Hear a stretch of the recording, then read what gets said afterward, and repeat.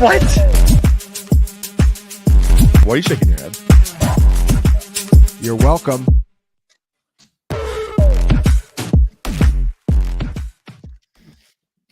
Well, after a wildly controversial week for us last week, it seems, in our comments section, we decided what better way to double down than to do an RB tiers list and truly join the rank of tier listing fantasy football YouTubers, much to your all's dismay, apparently.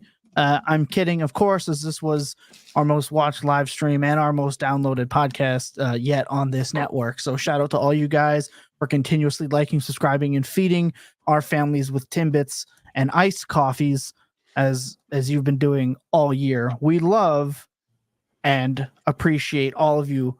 But just because this is an RB tier ranking show that we'll have more on later does not mean we can't touch on some of the insane moves that have happened. This feels like an NBA trade deadline period for the NFL. Kind of insane.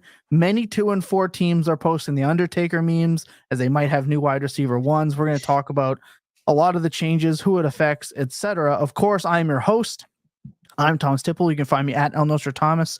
Joining me as always is Jacob Sanderson at Jacob Sanderson. That's Lucas Gilbert at L Gilbert FF. And of course, new full-timer, shout out to him, Ryan Heath. That's at Ryan J_Heath.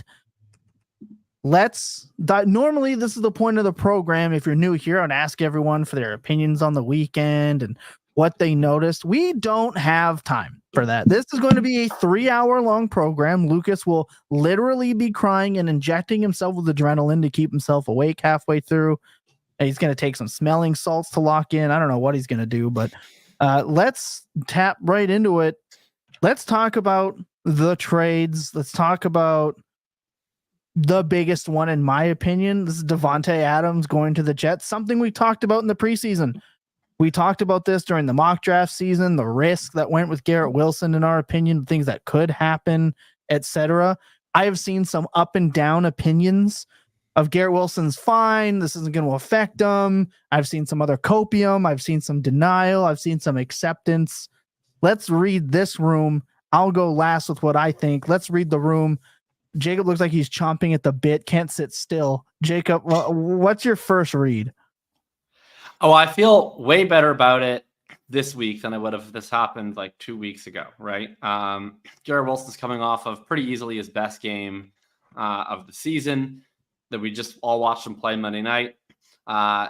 Scoring was efficient, looked good, was schemed up a lot better under the new OC. Only 6% of his routes in the first 5 weeks, I forget who had this tweet, were overs, crosses, and posts.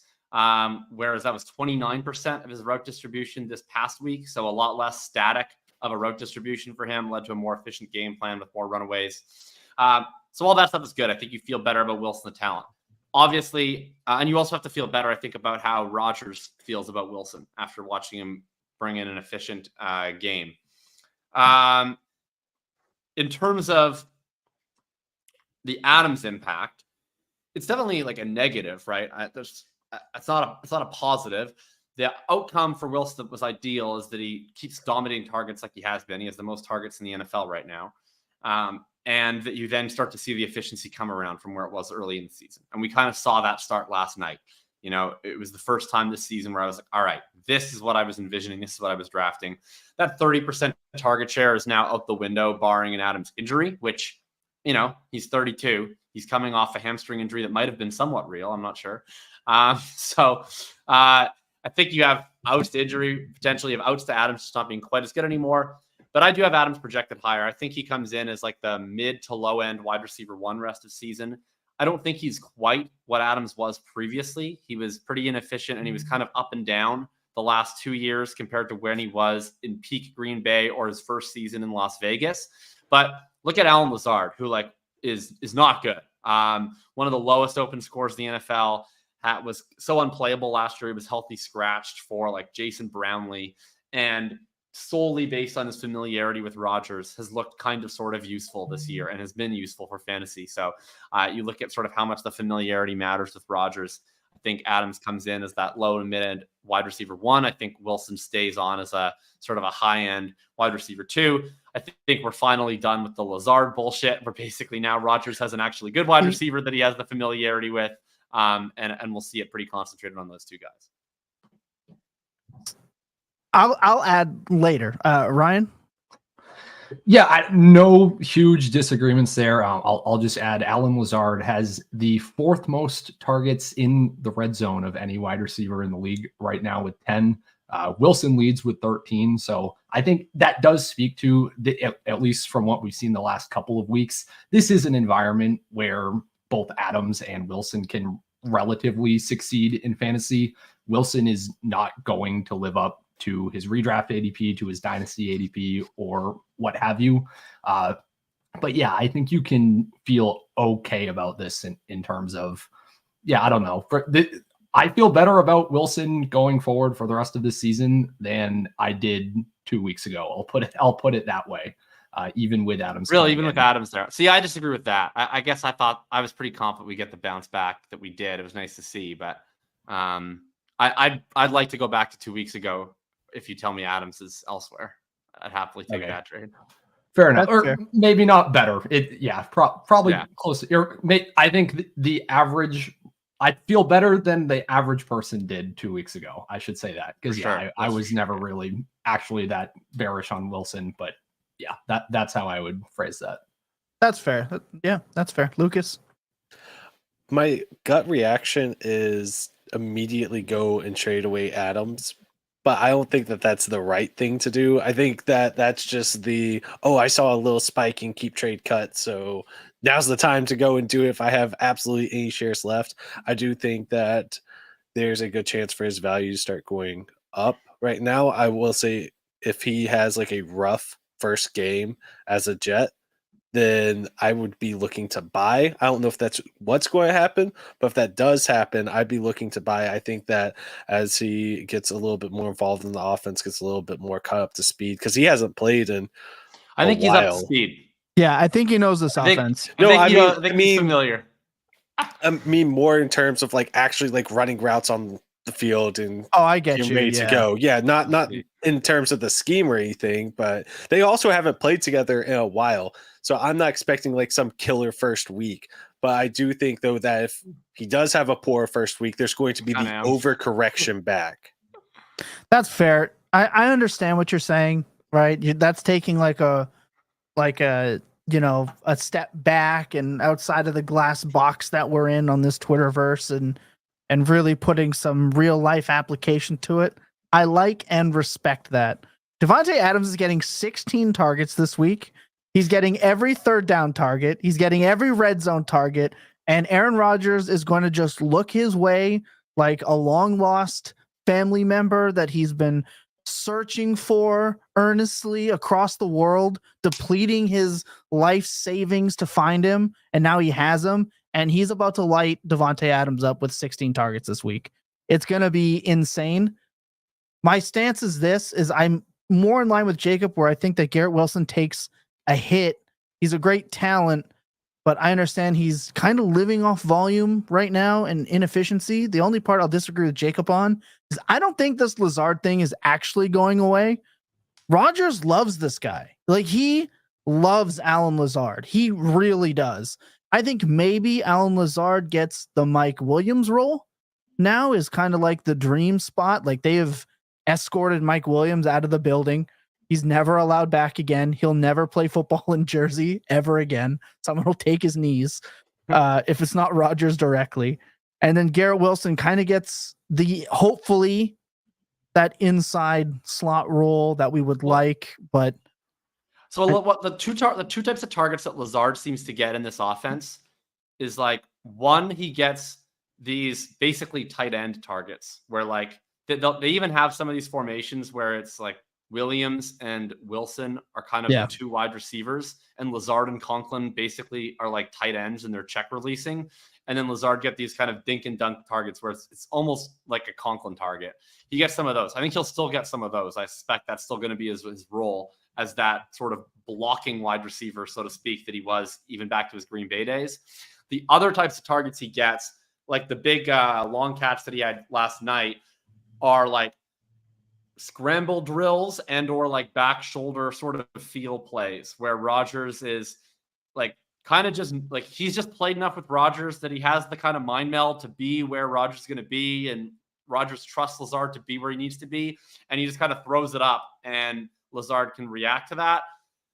Those are gone. Those have number 17 written all over it now. To me, like Adams has made a living on that scramble drill stuff for his whole life. I think Lazard was just kind of filling in for what he wished was Davante Adams on those scramble drill targets. So if I have to guess, I think the like in the flow of the offense stuff is going to be pretty 50-50 with Adams and with Wilson. I think they both rock. They might, in my opinion, this is the best 2 wide receiver combination in the NFL. And I think it'll be pretty 50-50 with those 2. Then Adams is going to pull away on those scramble drill, off script, off structure. I trust you. You're my boy kind of throws. And I think that's where he pulls ahead. I think those go away from Lazard to Adams. I think Lazard still has the tight end check down role for sure because he's going to be that blocking inline wide receiver. Yeah, I still just think Lazard is going to be annoying. Like he's going to have those weeks where he's just annoying. He's I think always Conklin's been annoying. dead. He annoys me. But I think Yeah. it'll. How can I say this? I think it'll appear like Lazard is more annoying maybe than he actually is, simply because we'll be dying for every other non-Adams target to go to Hall or to go to Wilson, where every Lazard target is going to hit 3 times as hard now, especially if it's an end zone target, because Rodgers seems to like him in the red zone. I don't know how that goes specifically, but the other part that I feel like is not getting talked about enough right now is the effect on Breece Hall, which I don't think it does really. I don't think it affects Breece Hall aside from the fact that this offense is just going to be more efficient and hopefully better, giving him more opportunities, but I don't think Davante specifically affects Breece Hall super negatively. Does anyone else? I think it's you're gonna get a better touchdown expectation because I think this, like, I know everybody's like lol Jets, but I think this offense is gonna fuck. I'm not super in love with their offensive line, but everybody knows I love Garrett Wilson. I think he's incredible. He's one of the 10 best receivers in the NFL. We saw him play phenomenally last night. Adams, if you'd asked me 2 years ago, would have said he was the best wide receiver in the NFL. I don't think he's quite there anymore, but he's still very, very good. I'd still put him at least somewhere in the low 10s to the high teens. Breece Hall rocks, Braelon rocks, all that stuff. Great. And if you've been watching Rodgers, like, I know people are hating on him a little bit because of he's an annoying person. But like even yesterday, he had 0.3 EPA per drop back. Just watched him. Like he made several sick Aaron Rodgers throws. Yeah. He's not MVP Rodgers, but he's quite good. Yeah. I think this offense is going to go crazy. So more touchdowns for Hall. That's great. Downside is that he's still going to get some screens for sure. They're never going to have to check down again because if the first read is Adams and the second read is Wilson or vice versa, one of those guys is always going to be open. Like, I just don't think that the defense is ever going to be able to cover both those guys at the same time. They are such ridiculous separators that the defense is going to have no choice but to leave one of them one-on-one every single play. And whoever that is going to be open. And so we're not going to need to be checking down to Breece Hall very frequently versus you some plays now. It's like the defense can just decide Garrett Wilson doesn't get the ball this snap. Find someone else. And that someone else is frequently Breece Hall.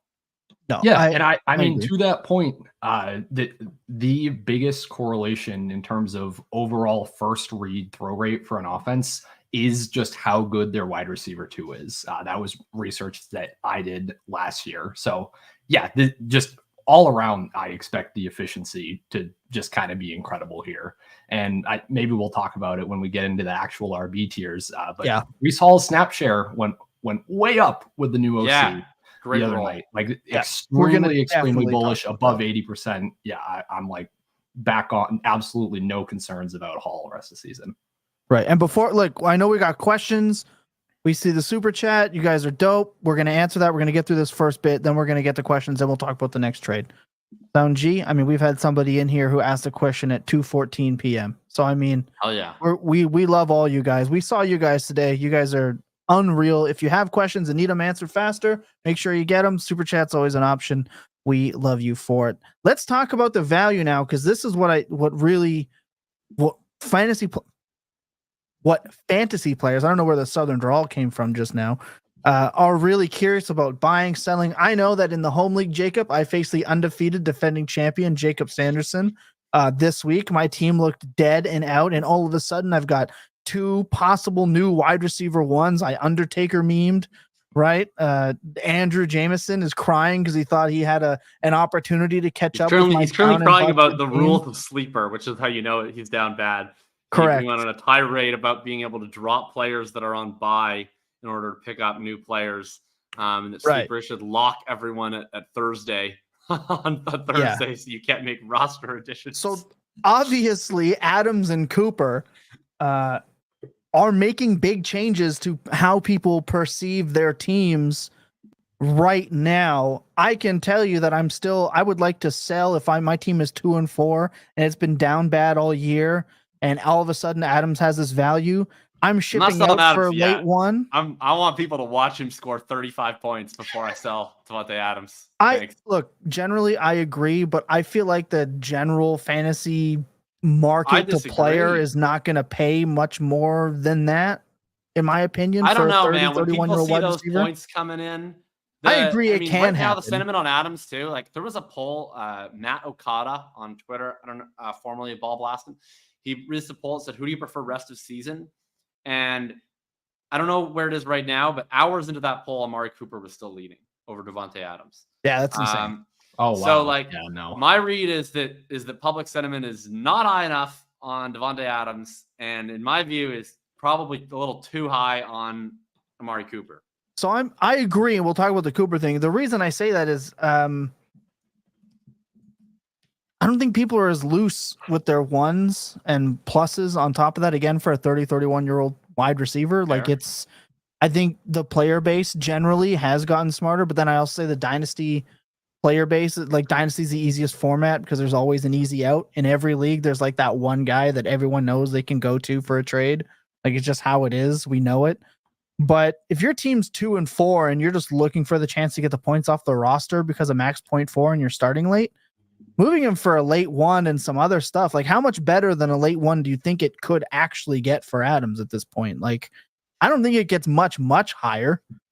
Maybe that 1 and a 3 becomes a 1 and a 2. Oh yeah, I don't know. I mean, I don't know how many ones are going out the window for Adams right now. I'm trying. If you can get one, take one. Yeah. If you're rebuilding, if you're 2-4 and someone is the contender has like a Rashee Rice, add on to Davante Adams and go try to pry him away. Like that's the type of stuff I would be doing and actively trying to do. But as for selling, I don't know if waiting for those 35 points to hit a team that's bad, that needs the max points for off the roster, can afford that 35 points if you're already behind trying to gain position. So then now the next question ends up being, are you buying at all? Like I wrote him up in February as a possible buy in the 7th. So what are we spending? What should people be willing to spend? Anyone? I don't know what you can afford to parse. That's true. Late one value without giving a moving pick the one would be the hope. Yeah. Or I would give an actual 25-1 if I have a dominant team with that's in bye week position. Yeah, if you have I wouldn't give a 26 or a 27-1 because that's too much downside risk. But if I have a bye week, if I have a team that's 5-1, 6-0, and I have a need there, I'm totally fine with sending out my 25-1 for Adams in that spot, because the way I read it too, like he took on the restructure with the void years. Like I think we're getting a 1.5 years here. I think we're getting the rest of this year. And then I would bet that they figure out some way to make it work with the money to have Rodgers and Adams play one final send-off season next year. And I strongly suspect that as long as he stays healthy, he'll score a lot of points for as long as he's playing with Aaron Rodgers. A lot of this, I agree. I would try to find late one adjacent pricing. Send a Bucky, Irving, and something on top. Go get ready to move a Keon Coleman because I'm already out as it is. You want to talk about a reroll of a late one? He's the type of player I'm doing it for.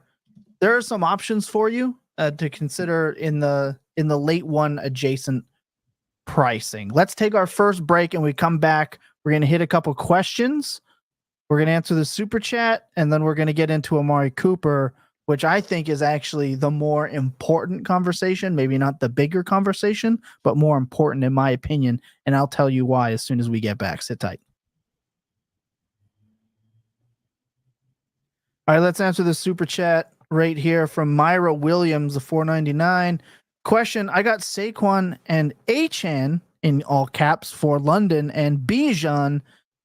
I don't see the question in that. I don't know if it's if you're flexing on us here. I got Saquon. If you're asking if you should do the deal, I like London and Bijan, but I'm assuming this is like maybe a redraft question. I mean, Yeah, please do clarify, and we will answer as soon as we get it. If we're right in our assumption that it is a redraft question of Saquon and Achane or London and Bijan, I want London and Bijan side on either way. So I think I disagree. Yeah, Dynasty, I definitely want London and Bijan. Yeah, I think redraft, I do want Saquon and Achane. Same for redraft. Yeah, I think I do Dynasty, too. I think I do too. Oh, okay. I'm on the outs there. That's fine. That's fine. You know, I can live with wide receiver boy. Wide receiver. Come on. I'm sorry that I don't draft enough veteran running backs in the 6th round for you, Ryan. Cooper is perfect personnel fit for what the Buffalo wide receiver core lacks right now. Go Bills from Steve. He wants to know how many games for Cooper to get up to speed. My guess is after the Week 12 bye, who will be all systems go. Before that, it will be a mixed bag. Don't have any thoughts on that? I think it's Bills Mafia. Yeah. I don't know. Like there are not. Maybe you guys can think of some comparable situations. It's pretty rare that we get a mid-season trade like this for a wide receiver. I know one wide receiver that was traded mid-season before. Exactly. Amari Cooper.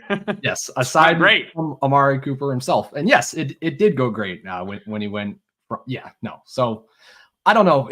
I would say like I think it depends. How do you think Cooper's going to win and score fantasy points, right? If it's going to be, okay, he's going to be like the primary read, he's going to be like working within the system and at kind of like a normal wide receiver, fine. But if you're envisioning that he's just like the Josh Allen out of structure, deep bomb guy, which I think is what you would hope it is at least part of his role in the Bulls case, I don't see why that can't happen right away, right? Mm-hmm. So I don't know. I can give like the full Bulls case for Cooper if we want to move into that right now. Let's or talk if you about guys Cooper. Okay. So I wrote this up for the Everything Report. So I'll give kind of the Bulls case. I know Jacob specifically. I got a big bear case, so I'm happy to let you bull it up. Yeah. All right.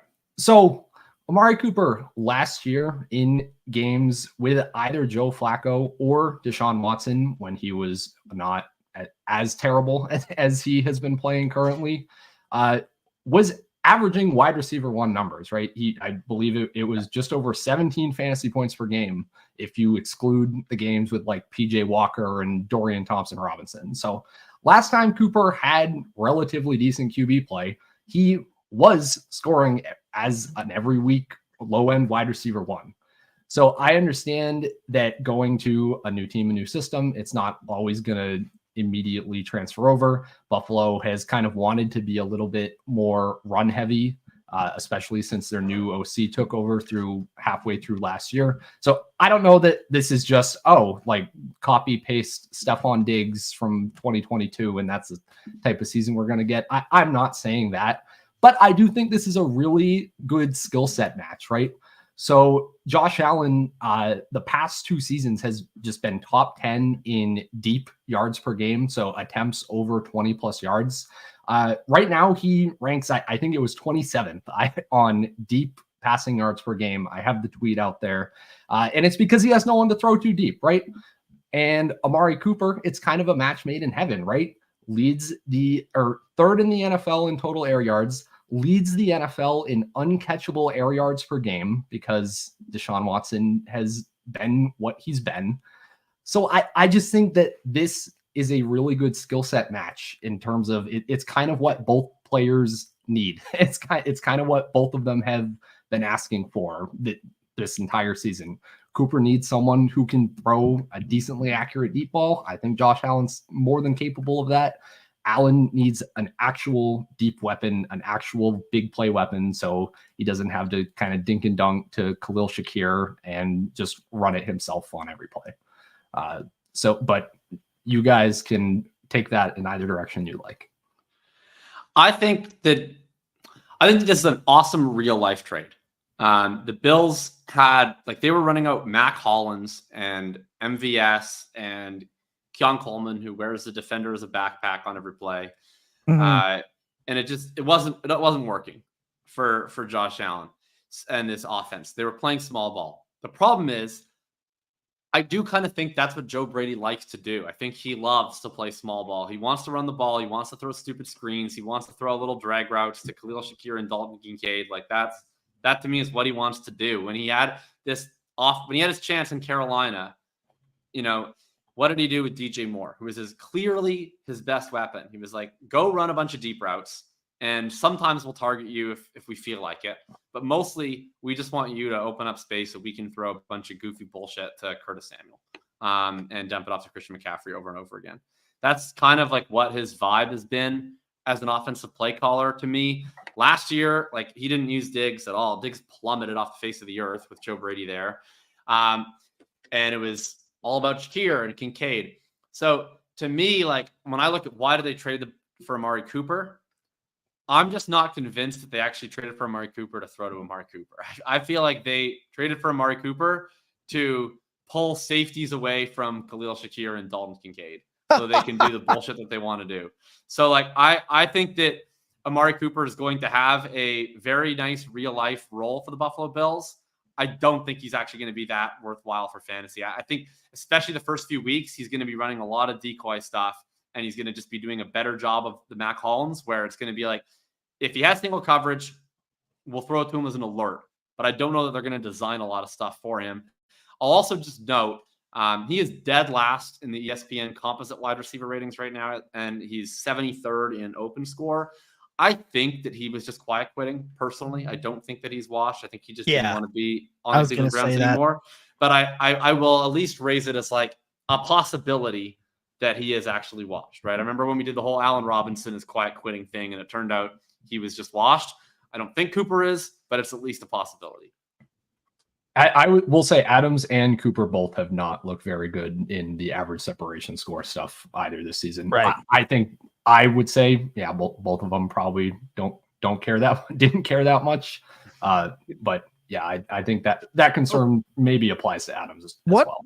What part of Adams, was it I got to get the fuck out of here before I die? Comments? Is that the dead giveaway that he didn't care? I don't know. Maybe with Amari Cooper, I was joking with Andy Buckler from the Fantasy Points Discord that I think Amari Cooper is just deliberately dropping as many passes as possible, because when a wide receiver shows us they're washed at 30, it's usually the legs, the whatever. It's his hands. This dude, we'd be looking at him so much different. This dude would be a mid wide receiver 2, if not wide receiver 1 right now, if he just caught footballs. And he's just decided with Benny Hill music playing over his highlight reel to just drop and pop every ball in the air. He wanted out, I feel like, and did what he could to get traded. I really, honest to God, feel like that's what he did, and it played out.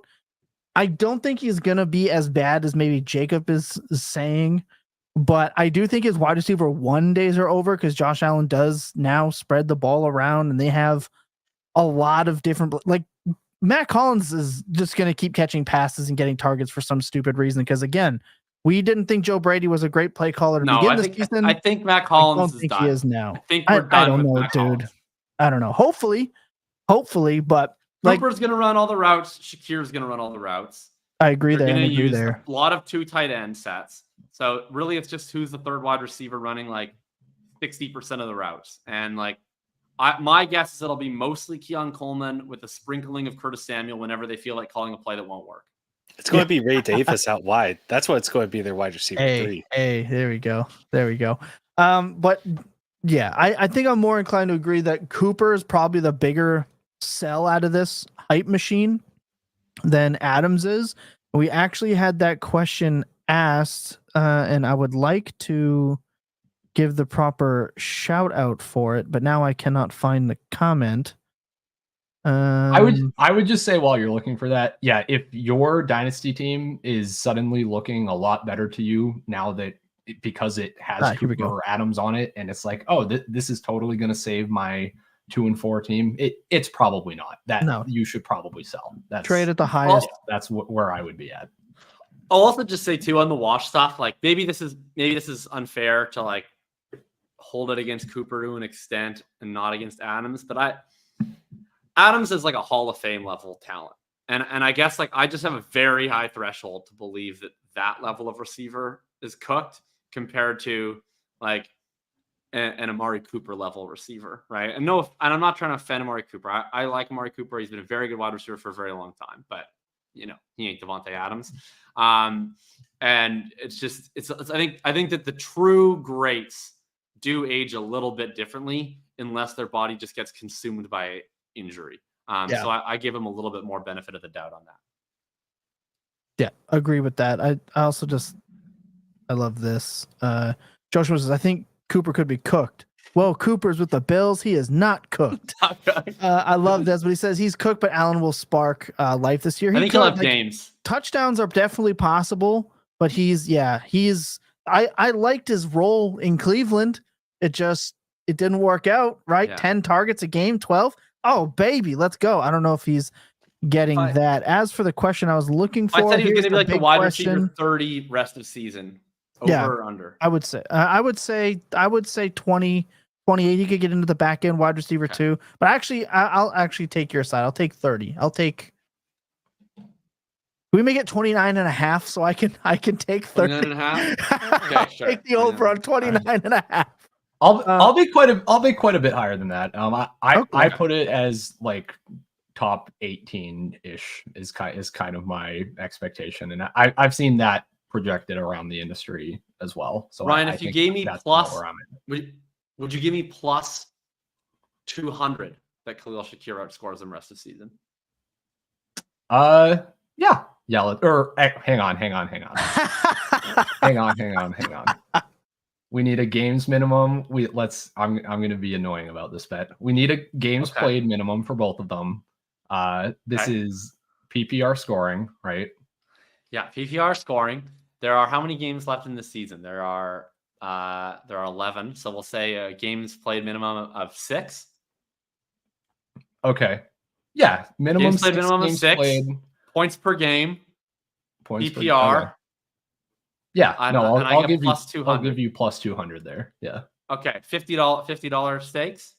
Yeah, sounds good. Okay, there we go. We can mark for the record. If for the 3 people in our chat that are not degenerate gamblers, this means that I get 100 if I win this bet. Ryan gets $50 if he wins this bet. There we go. Here's the question of the hour, though. Cooper trade value could use a running back or a draft pick. This is going to be the question. So, Mark, I'm very sorry. I'm not going to try that last name. I'm going to not sound intelligent doing it. But we love and appreciate you. Sure, I'll trust you. I'm not going to try that at all. All right, let's talk about it. What are we trading him away for? What are we getting after we've just had 2 different sides of the coin here? Early 2. I would take an early 2. Early 2. Okay, early 2. Try to get a 3 on top. Here's the question, though. This is the same issue I had last night on Twitter with the early 2. You're going to have to work some real magic if you're pulling an early 2 off of a roster that wants Amari Cooper. Like, you need the perfect scenario. So are we talking early 2 adjacent? Because no rebuilder is coughing up a 2 for Amari Cooper. And if they are, they need to seriously be checked into a dynasty rehab. Well, I just go to the person and be like, hey, I kind of need an early 2, but you don't have an early 2. How about I take your 26-2 and you throw in Thank you. Okay, that makes sense to me. And add a third or whatever. I like that. Work it out. I like that. See, that expands on the just get an early 2 for player X thing that I was losing my mind in our dynasty DMs about. It does frustrate the hell out of me. I agree with that. I think that's a fine take. Lucas, it's been like 5 minutes. I know. AJ? I've been watching y'all cook, man. But thank you, Jacob. I appreciate He's never that one beating as the well. allegations. Ever. Yeah, I don't do anything to help myself there, but AJ Hawk Tua down there in the corner. oh dang. Spit on that mic.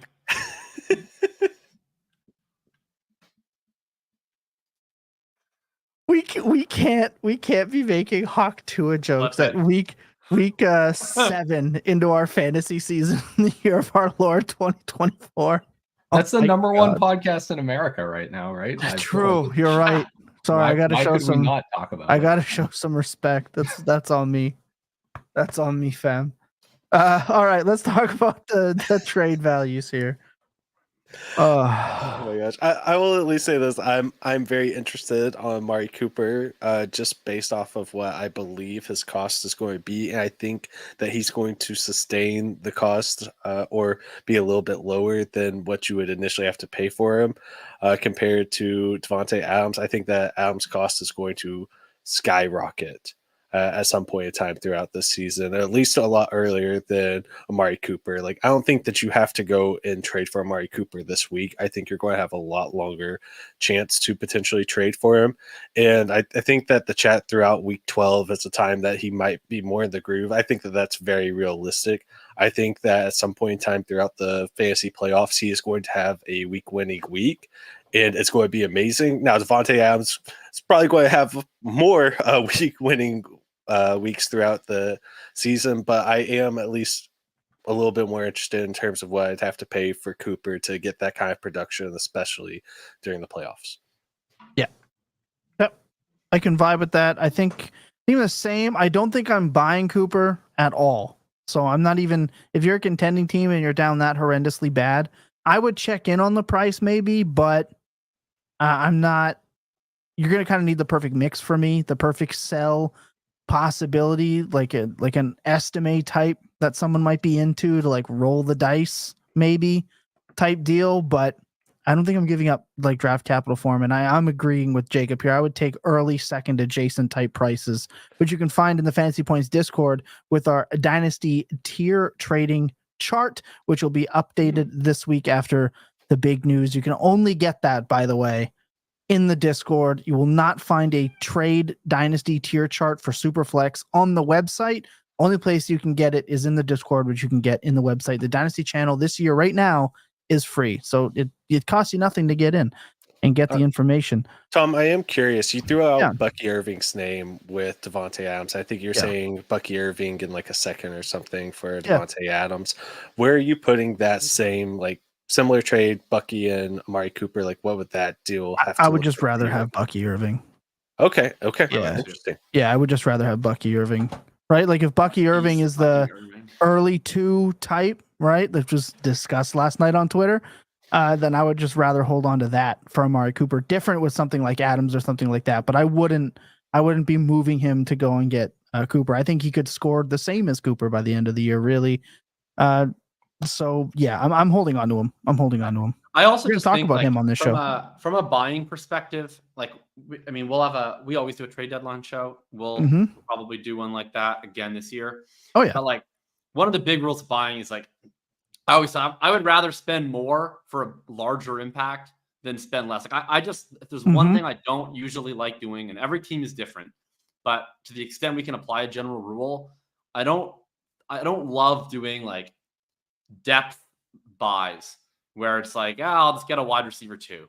I'll get a running back. Like there's circumstances where that makes sense, but usually if you're going to spend draft capital to go buy at the deadline, like I kind of rather just go big game hunting and really juice my point projection. So I think Adams is going to be a guy that I actually do buy on a decent chunk of my contenders, especially just I'm going to try this week. We'll see. Maybe the market's going to be too cold, but I bet that he's, just because he's barely played and he's only had like one really useful game, I wouldn't be surprised if there are a decent chunk of 2 and 4 teams sitting on Davante Adams that have just been like, I'll wait till he's traded to decide if I'm going to trade him. I'll sit him on my IR for now. And now they're anxious to unload him. And I'll be there. I'll be there, willing to take him. Yeah, I kind of agree with how we how we handled both of those situations. I just want to get caught up on some questions before we move on. There's two more things I kind of want to talk about in the opening. So yet to get to a lot quicker. Let me tell you that for sure. I just want to get caught up. How.D said, complete the sentence. Garrett Wilson was going to finish as wide receiver X, and he will now finish as wide receiver Y. I think that's kind of fun. Who wants to take the first stab?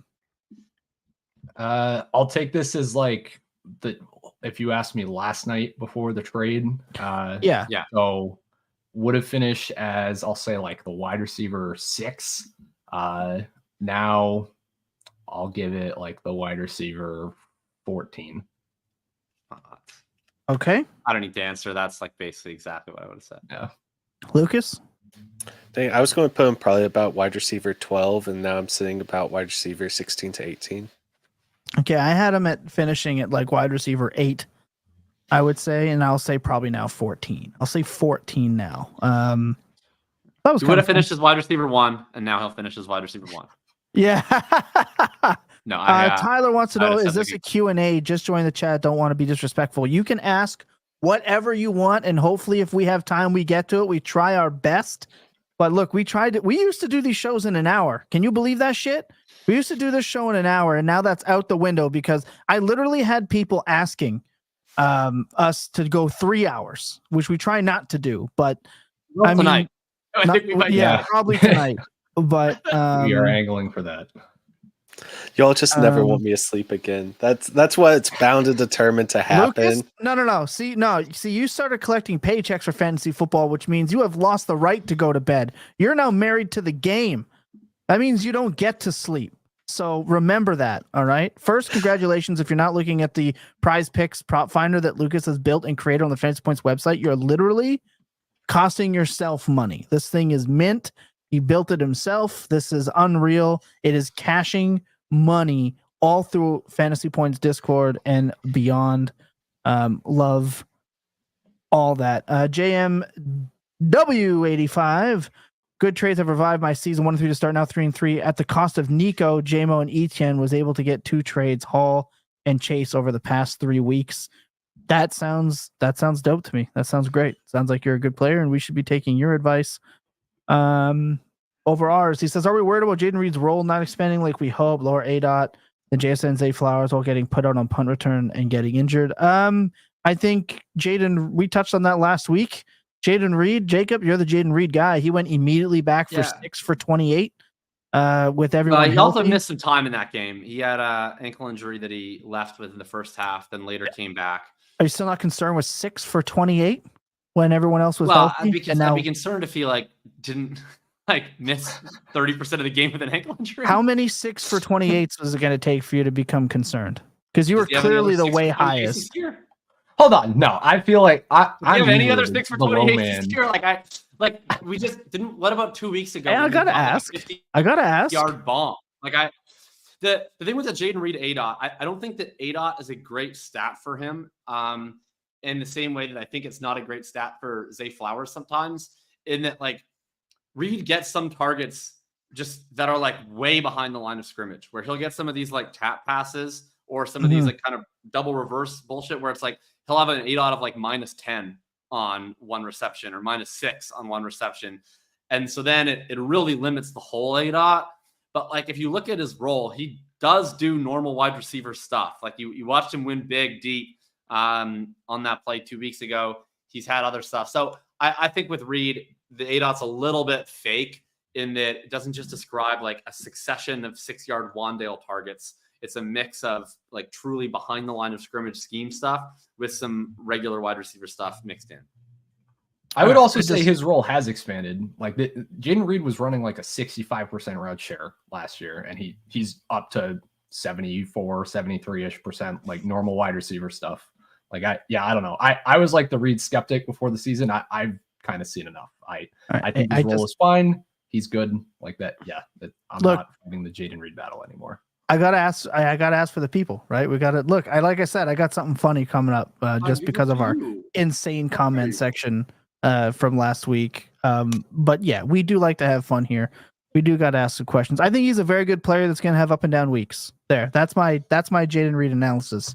But he's not fucking Debo. stop with that because Debo earns insane amounts of targets and is used completely different. He's not Debo. He's not even Debo adjacent. Is he used completely different? Yeah, Yes. we don't need to have earns this more argument targets. right now, but But he's not Debo. Does he? Yes. Debo. What exactly is different about wide Debo's receivers. usage? Well, I mean, Debo can't separate as well. It's much worse against man coverage. I know that's one difference. Well, let's have a look and see if Jayden Reed has ever had 120 targets. We don't have to look too hard since it's the second season in the NFL, but he's probably gonna have 120 targets this year. I'm just saying he's not Debo. He doesn't earn the same targets that Debo hasn't yet. He's not Debo. He doesn't get used at running back. Like he's not Debo. Period. He's just not. Let's have a look. Do we have anything? Alfredo comes into the chat. This is becoming one of my favorite shows. He says thank you. We much love and appreciate you on that.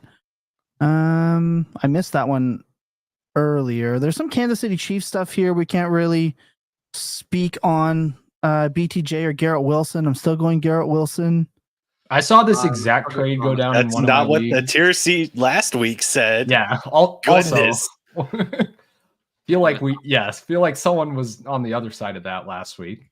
I mean, after getting roasted for not having Brian Thomas Jr. in the S tier, and then, in the A tier, and then having Garrett Wilson be in the B tier after I wanted him in the A tier. Yeah, that is not how that conversation went. Fair. Yeah, that's fair. I says no one was a bowling ball like Debo was. Reed is now better at that role. I think that's fine. Never said Jayden Reed's not a baller. Don't hear what I'm not saying. I have a lot of him. He's not Debo. Learn ball. I forgot that we have to hashtag learn ball and hashtag watch film. People hearing what I'm not saying. Yeah, and Joshua said Debo said put fear into defenders because he would hit them differently. More physical for sure. I'll give you that. That's There's just it's not a 1-for-1 comp. That's all he I'm plays saying. more like a literal running back. If that, I don't know why that's relevant to is Jayden Reed good though. Marlon wants to know if he should trade Godwin and Brian Thomas for Mike Evans, Reed, and Addison.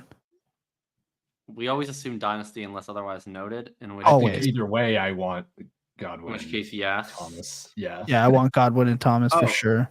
In redraft too. I don't. In Dynasty, I definitely want the other side in Dynasty. Interesting. Lucas? And redraft. You set the tone here. I think I'm leaning towards Mike Evans, Reed, and Addison there. But I'm also the lowest on Brian Thomas Jr. out of all of us, so I don't think that's Yeah, you didn't watch enough film. According to the comment section. I know. He looks exactly like a player that Have you considered learning ball? I have a football for dummies book somewhere. I will start to display that until I have learned enough ball. I'll give you all a little update, little book reports too on what it says. So yeah. You only made the one comp that about 75% of Big Fantasy made on Brian Thomas that's Jr., exactly which is T. who he Higgins, looks like. Yeah. I mean, shame on you, Lucas. I know. Shame on you. We're going to take our second break. This is going to be a long show, so we can have longer pauses between our breaks. And then we're going to come back. We're going to talk about, some field stuff, and then we're going to get into tiers.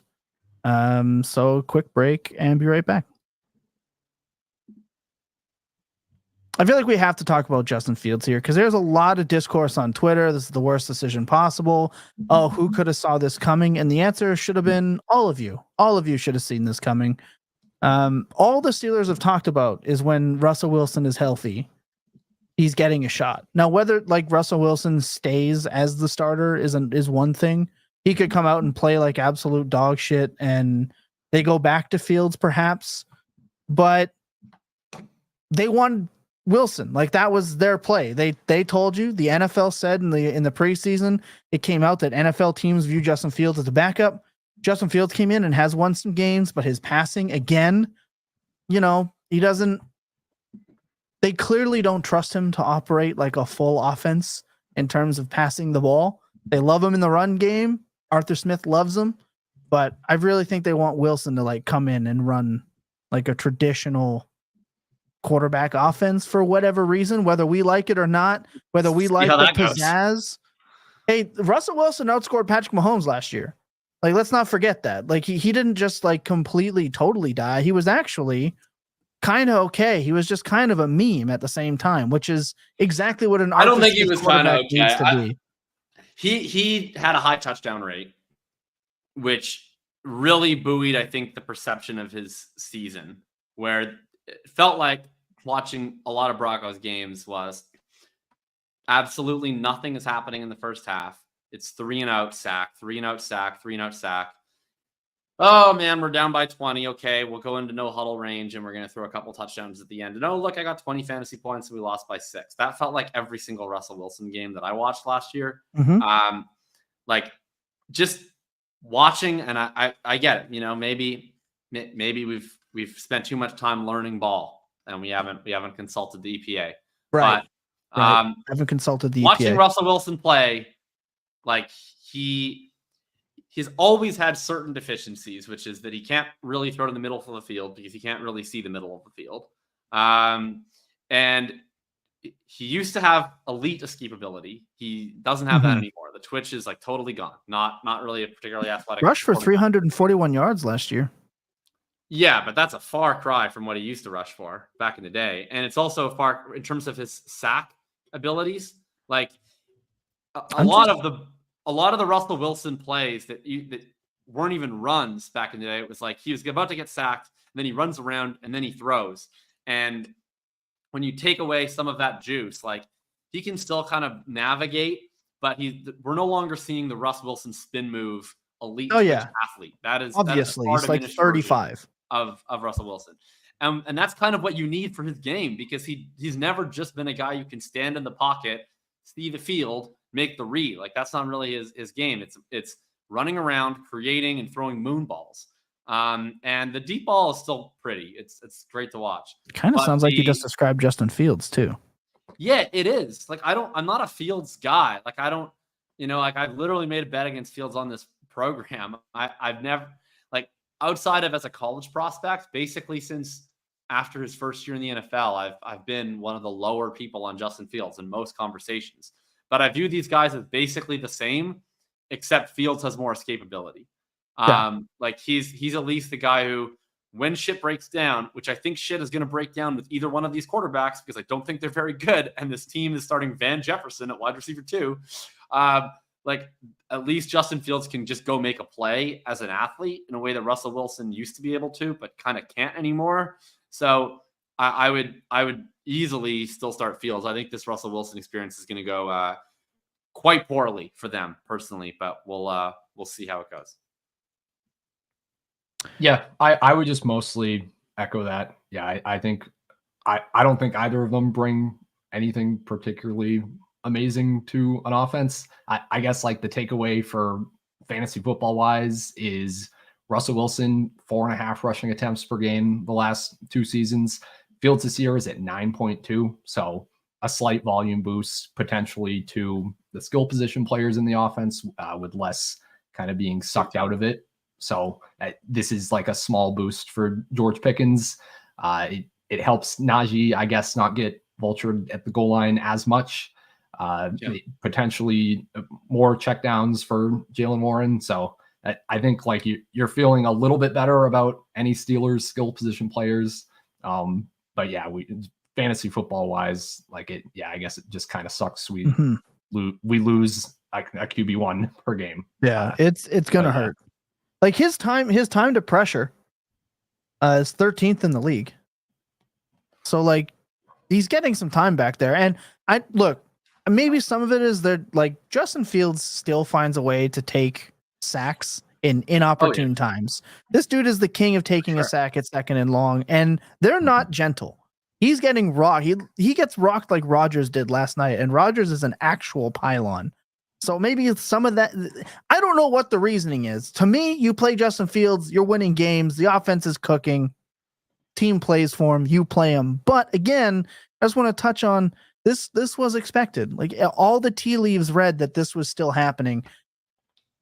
All that to say, first off, our bet can finally start now because I said Wilson will start more games barring injury, and clearly it was an injury. So I'm not giving you the first 6 games. Oh my goodness! Now, Jesus Christ!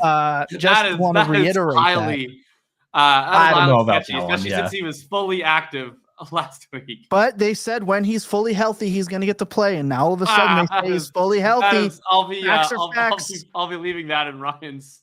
Facts are facts. The bet starts now. Yeah, we may need to go back over the injury reports and litigate that one. But it's what they said. Yeah. It's what they said. When he's fully healthy, he'll start to get reps, and now he's fully healthy and he's starting to get reps. I'm just taking the coach on his word. Anyway, I just wanted to throw that out there. But let's talk about the fantasy implications just real quick because we got a long while to go with these tiers here coming up.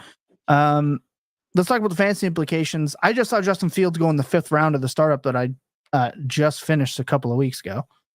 Not a couple weeks ago, this last week, I should say.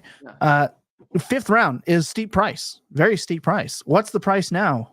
Are we going out? I'm in a startup right now. He just went off the board 5 minutes ago. Okay, where'd he go?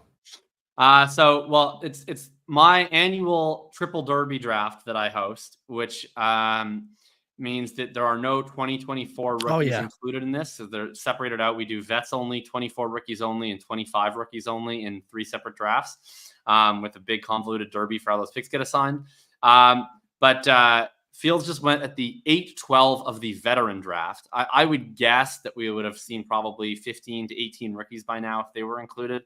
So 10th, 11th. You can basically say that it's like the mid 10th round for Justin Fields. So I was trying to price. trade up to get him, and I was turned down. I was trying to get him at this price. Well, that's right around.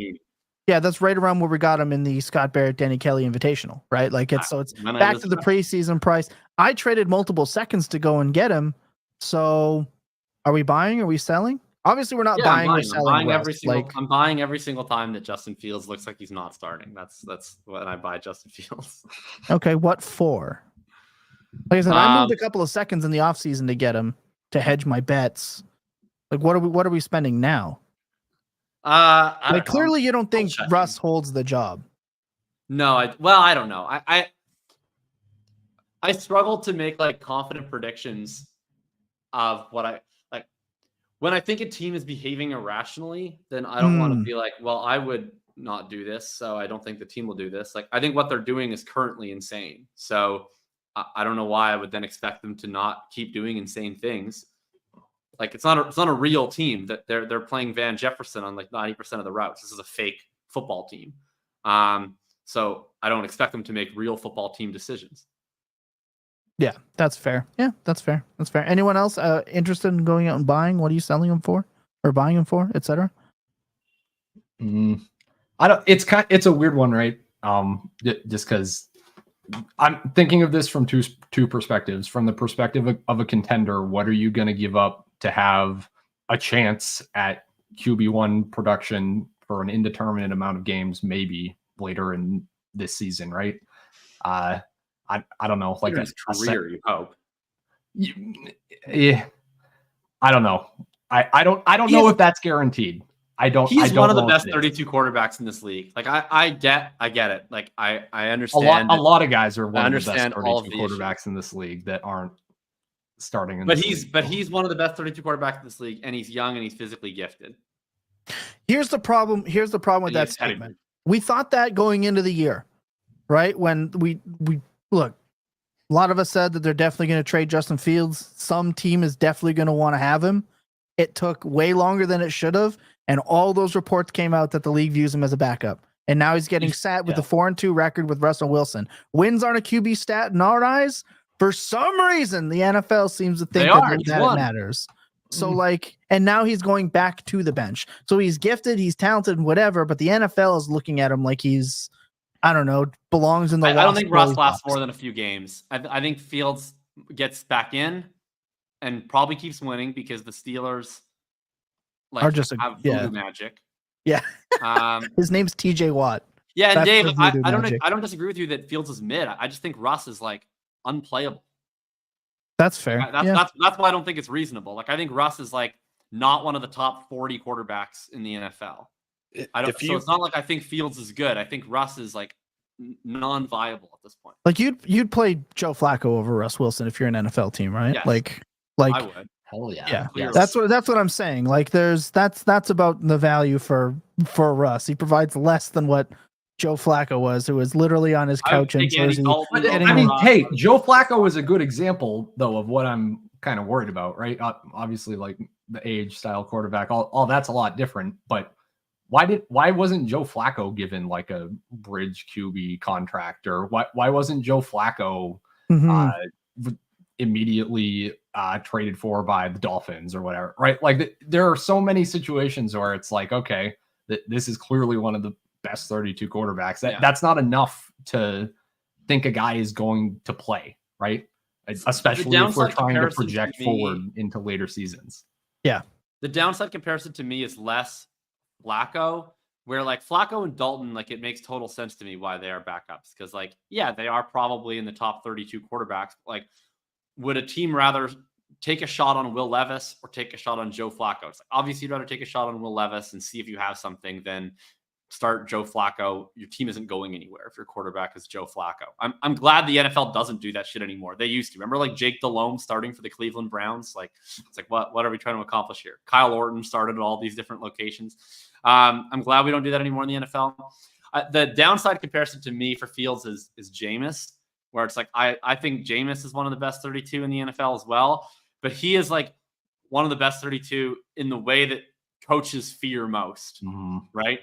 So it's like once they've decided that a guy like that, where it's like he actually does have the upside traits, but I think just had sort of assembled enough of a track record where they go like, okay, you're never going to put it all together. And then once you're at that stage, it's like now you're just off our radar, because not only do we not think you could be a franchise quarterback, even if you're going to be efficient, we don't want to deal with the turnovers. We don't want to deal with the bullshit. I want to keep my job. That's my fear, is if they think Fields is just proven that he's never going to put it all together, and he's evolved from the Richardson Levis maybe tier to the Jameis, it's never going to happen, and we don't want to deal with it tier. I think that's where he is, though, and I think that's where the NFL kind of told us he was in the offseason, and where the Steelers are telling us that they still think he is, even after he goes 4-2, right? So what team is looking at this? Let's say I don't know if it even matters if he plays more games this year. Like let's just fast forward the hypothetical to next year. If this is the body of work for Justin Fields, I have no idea what his contract is off the top of my head, but if he's a free agent, what team is going out and signing Justin Fields and saying that we're going to try this with him, right? It'll be like a project situation last year. Yeah. He's got to go somewhere that the project situation, maybe the quarterback class isn't as shiny and bright as maybe people have thought it would. Like maybe he gets one of those opportunities, but it's like, I agree. Like there's more risk if you're trading for him in Dynasty now of him just being a career what if backup than he is as a long-time viable starter in the league. Possible. Which is why I like what Spencer says. Also, shout out Spencer. Love every time you come in here. A single 2 for Fields feels like a buy. Much more is risky. I agree. I took that risk with 2 seconds, and now I'm looking at a potential career backup. Joe Schmo says 25 QB class is trash. I've been saying that, but there's like always someone that someone falls in love with. We're going to do like a 2025 rookie class, by the way, show, like an early one later in the year. You're going to want to stick in with that. But yeah. Would you potentially move off of Sam Darnold to go get Justin Fields? No, I would. And I think Sam Darnold has a better shot at getting a contract to be a starter next year than Justin Fields does. 85 to 90% chance to be a week 1 starter next year. Yeah. Not in Minnesota, though. Missed me with that. No, I agree with you on that. I don't think he's going to be starting Minnesota. I do think, though, like we're getting the Baker Geno somewhere in between that level of contract somewhere else next year. And then the question is just, do you – I don't know. I think with Sam Darnold, it's easy. It's you ride the points all year. He's going to be a low-end QB1. It's Purdy North for the rest of this year. And then you wait and see in the offseason, where does he sign? What do you think of the fit? Where does his value go? Because his value is just, it's going to be a spot where even if everybody tells you, I think he's going to sign somewhere, still the day he signs somewhere, the value is going to go up because people are going to be no longer fearful. And then you just decide whether you want to ride or whether you want to sell. But I think that's an asset you don't trade away until March to me, unless someone gives you the offer. Fair enough. I will say Yep. a PSA out there. If you have Sam Darnold, stop trying to sell him to rebuilding teams for a 2025 first. Just knock that crap out. I'm so tired of opening up my sleeper app and seeing at least 3 trades like that every single day. Please stop it. Like, I can't hit decline enough times whenever that keeps popping up. Mm-hmm. There's a reason I only have 1 quarterback. All right. Yeah. Just is what it is. Stop trying to sell me another one for what's going Yeah. to be the 101. And- like, I'm just no. While we're here and on the topic, because we definitely need to add another topic to this program, but while we're here, I have seen the JJ McCarthy's getting Wally pipped already, and because look what happened with Purdy in San Francisco. You're not getting Darnold on a rookie contract if he re-signs in Minnesota, which is why that's not happening. You know where I want to see Sam Darnold go, honest to God, is LA. Put him with McVay in like the same style of system, and I think he can be very good. Darnold signing a contract next year needs to go to one of those systems because clearly that's what's unlocked whatever ability he's had.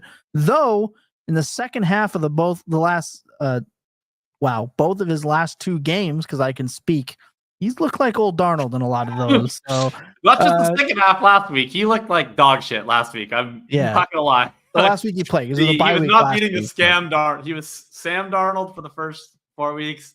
The game against the Jets, he was fully scam Darnold. Right. But I still think that is more opportunity for him to be a starter than like Fields will. Again, whether we think it's rational or not, I think the NFL is telling us, which means at some point we should be telling our dynasty teams what to expect. So I like what Spencer said there. Last break, we're going to do the entire tier portion of this with no breaks. So this is the bonus part, and a shout out to all of you guys for sticking with us. We'll be right back. Look, we just need to give a public service announcement when we do this tier portion of the program.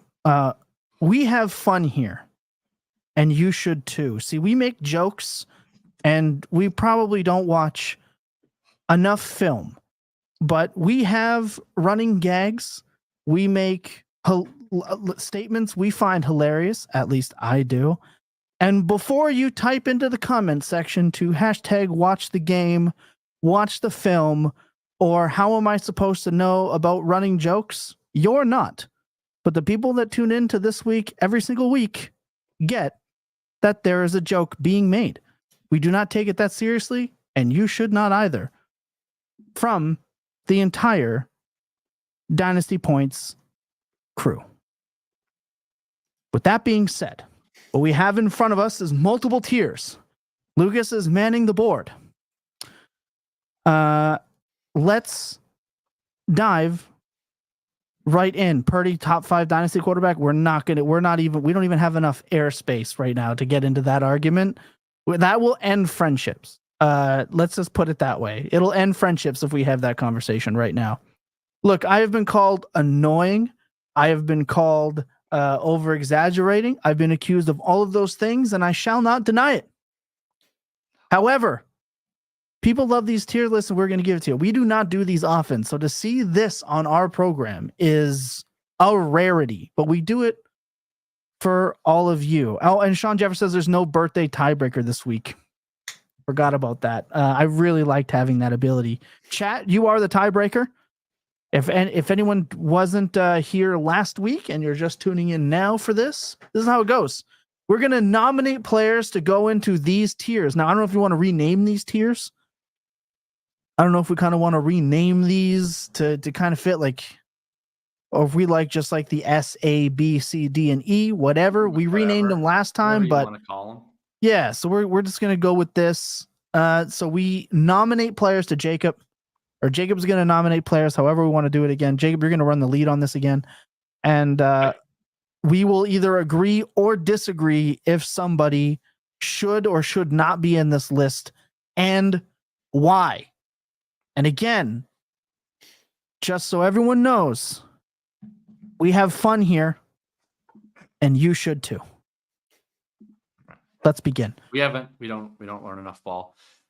Okay. Yeah, we So- really gotta learn ball now that we're professionals. I'm gonna rock this the same way as last time, which is basically I'm going to start off by simply listing who I think are some consensus options for each tier, and then we will do a quick up-down vote on slotting them in, and then we'll go around the horn. Anybody who wants to submit further names for consideration, and we can discuss those one by one. So I think the clear 3 names that I think we got to at least discuss for this tier would be Bijan Robinson, Breece Hall, and Jahmyr Gibbs. What are everyone's thoughts on these 3 guys? If any of them should not be included in this top tier. I think Ken Walker belongs in that tier. Okay, so we got Ken Walker submitted. Anybody else got any? And I think he should be in there above Jahmyr Gibbs. Okay. I think So if I'll we're say my talking- ranks. Go for it. I was gonna say if we're gonna talk about Walker, I think we should talk about Achane too. Okay, so let's just put them all up there for now, and then we can drag just so we know who to talk about, and then we can always drag one down later. So put Walker up there, put Achane up there, and then we will consider dragging anyone down. Anyone else worthy of consideration here for this tier? I don't think so. And I think feel like those this is would a very be big S 5 tier. guys. Yeah, I mean, I'll be honest. My rankings, I have one running. I have Bijan in his own tier still, and then I have Hall, Gibbs, Walker, and Achane all in the same tier. Yeah, basically, I mean, the tough part here for any of these guys is that there's no one's perfect right now. You know, one of the funny things that I've noticed all with the Gibbs stuff is like the amount of people. I had a grade 12 math teacher who always told me that happiness is a function of expectation. Happiness has never Sounds like been a more of a philosophy function of teacher. expectation than with Jahmyr Gibbs, because the amount of people who complain about Breece Hall and Bijan Robinson losing work to Tyler Algier and Braelon Allen, and then be like, "That's why I prefer Jahmyr Gibbs, who's actually a backup running back."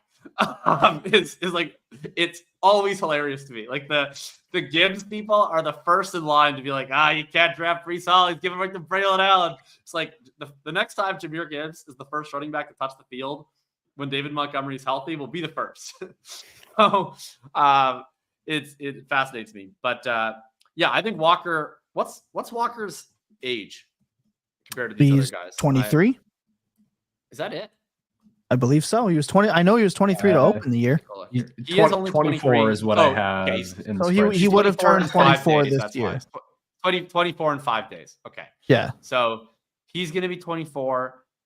Bijan is what? 20. He's 22. He's 22 now or 22. 22. Yeah, I'll just say the Gibbs ages. the same. Bijan 22, Yeah, please. Hall is 23, Gibbs 22, Achane 23, Walker 24, and however many days. All right. Yeah, I mean, Walker probably belongs here because if I was to pick one rest of season, that's one. It's I'd pick, Walker. right? I think. Yeah, easy. To me, easily. And I was way wrong on Walker. I passed on him. I watched him go in the 7th round this offseason, and I'm kicking myself. I remember texting boss man John Hansen and asking him, can you walk me through your ranking on Walker? Because he had him Dynasty RB4. And I was like, I'm having a hard time ranking this dude like 10. Like, can you walk me through it? And you know what his answer was? In John Hansen's, like, only his ability to put a certain way with words goes, he's 23, and who the hell else am I going to put there? And I was like, fair. All right. I get it. Got it. Good. Walker's whole thing was the pass catching work. Will he ever get it? Will he ever get it? We know he can force missed tackles. He does it at an elite rate. He has 18 missed tackles forced, and he missed a couple games with an injury.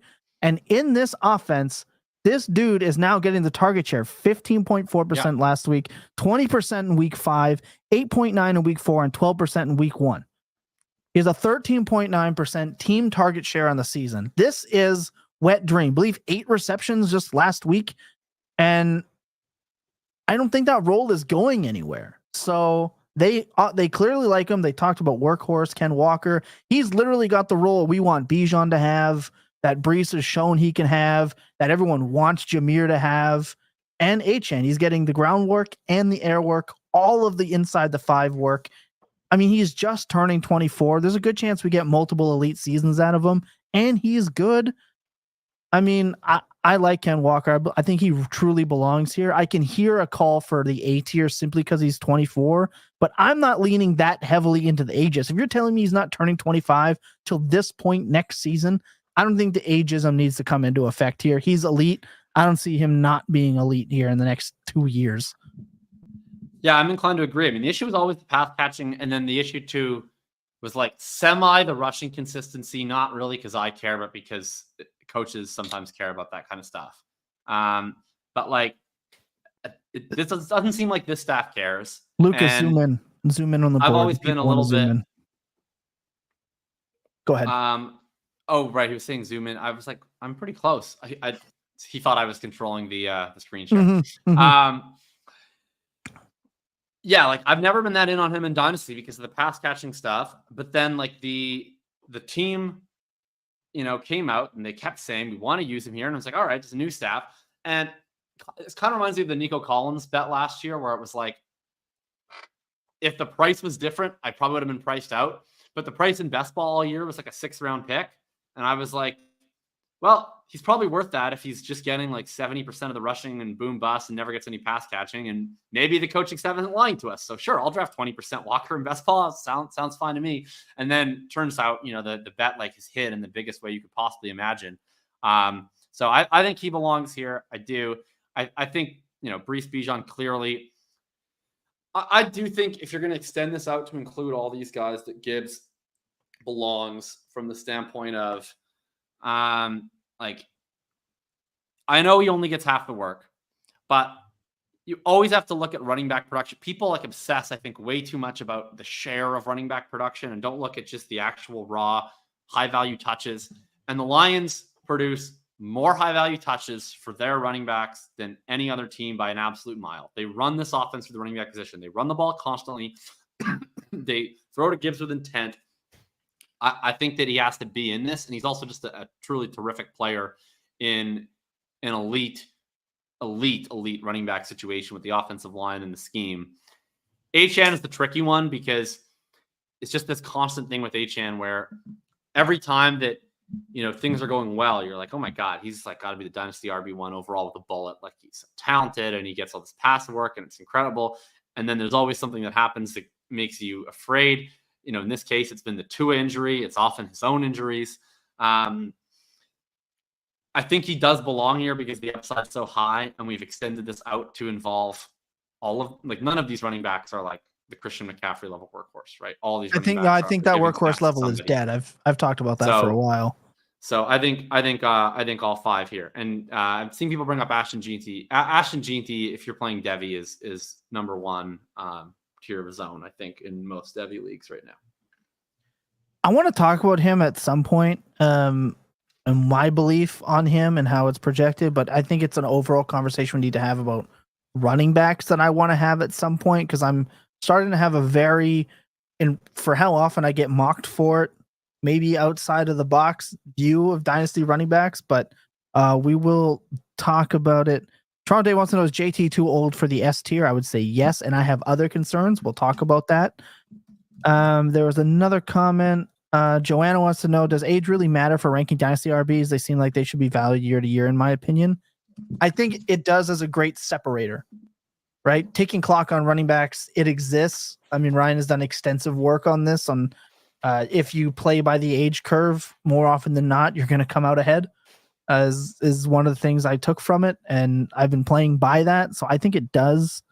I think it does matter. I think it matters for top tier guys. So for this tier we're going to talk about, and then probably the next tier we're going to talk about, I'm going to care about age. After that, they're all year to year bets, man. That's how I would be viewing it. And I mean, you have to take value into account, right? Because the issue is like all these other running backs that are a little older. It's not like I'm anticipating the fall off at any particular point in time. It's just that when it hits, then they just become totally dead assets. And there's like a firm cap on how much you're willing to spend on that asset. And it's honestly a totally reasonable position if you just say, like, as much as I'm willing to spend on Saquon Barkley right now, it's as much as I'm willing to spend on any running back right now. And so I'm just not going to pay up for any of these 5 guys. I'm not even really recommending going out and buying these 5 guys necessarily in your dynasty leagues. But if we're just ranking purely who should be highest, I think that these would be the guys where you could make a plausible case to spend a little bit more over that cap for. Yeah, I could agree with that. I'm not going to fight against Jahmyr Gibbs too hard here. I personally have him a tier lower, but that is what it is. And then with Achane, I feel like he could belong here, but I think he's clearly the one that holds the most risk, right? Like we've seen it now, like injuries, multiple seasons, his quarterback goes down, like the team dies. Obviously that's not his fault, but he is susceptible. I don't know. I don't do English very well, but he definitely has the most like risk it for the biscuit appeal in this tier group. But I agree, talent and his points when obviously everything is all G is next to none. Like Jacob said, potential RB1 every season. If I was just gonna say this, Pistol Pesh says Derrick Henry will be S tier 20 years from now because age fears him. It's so good. Yeah, if age didn't matter, Derrick Henry would be in this S tier. I mean, let's be real, but age does matter in terms of doing this. And I mean, ask any fantasy manager if you're trying to sell them a 30-year-old running back named Derrick Henry. If you think you're getting 2 firsts for him, you're out of your mind. And also, Bindles, I find this offensive. Tom speaks Canadian, not English. I'm not from Nova Scotia. That would be broken Canadian, if you would. And I'm not that East Coast. So we're not going to go there. Let's talk about the A tier, Jacob. Let's do the nominating. Let's see how it goes. All right. So Taylor and Barkley stand out immediately. Kyren Williams. I'm trying to think of who else. Well, let's start with that. Who else has names? We can go Jonathan Brooks. Okay. Oh, Christian McCaffrey. No, we don't have to keep all these guys here. We're going to nominate guys. Okay, so I'll just go let's down. Put Kyren, let's put Brooks. Yeah, I'll say a few more names. Not that I'm necessarily going to defend these super hard, but like James Cook, I think is maybe worth discussing. I don't know where anyone's at on Isiah Pacheco, but maybe that's a conversation. Hey, I'm not gonna. I'm Brian Robinson pro Jr. free speech. Alfredo says Pacheco. Yeah, it won't be Tony Pollard. We're not gonna get to Tony Pollard in this tier. I don't think we need to. Do we need to have the Etienne discussion, or is that he's not going later? in this tier? I think it's later. He's Yeah, not okay, going. I already see like half the fucking names on this list. I don't want in this tier. I don't want to any more. Yeah, my head. I'm just trying to feel out Jacob if he's going to pull a Jaden Reed on us. Like I actually think Travis Etienne should be in the S tier. That would have been his take 2 years ago, but I think he's finally settled on Etienne with the rest of us. I mean, I already want half these names chopped off. I don't want any more. I agree. Names. I agree. Disagree. Yeah. Okay. Yeah, so I mean, I want Cook, Pacheco, and Robinson the fuck out of here. Yeah, to be gone. Perfectly honest. Yeah, gone. Anyone want I a cape agree. for those? Lucas and Ryan, do you guys want a cape for any of those 3? I think probably Cook's the closest out of those 3. I agree. But yeah, I would also argue that I don't know if I'm putting Brooks in the A tier right now. Like he was a fine prospect. I'm not sure about that either. But yeah, he's not he's not the same level of prospect that Bijan was coming out, and he is still coming off the ACL. He should have good workload coming back potentially, but yeah, I wouldn't put him in the A tier too with all these other proven performers. I'm with you. I wouldn't have Brooks there either. So to me, these are basic. Go for it, Ryan. I can make a Brooks argument if we want. Yeah, let's hear it. So the Brooks argument I'm going to make, I'm not going to litigate how like elite or just good and okay of a prospect he was. I would just say in terms of how I think we're going to be talking about Jonathon Brooks at the end of this season, I think it's going to be very clear that he's in this. Yeah.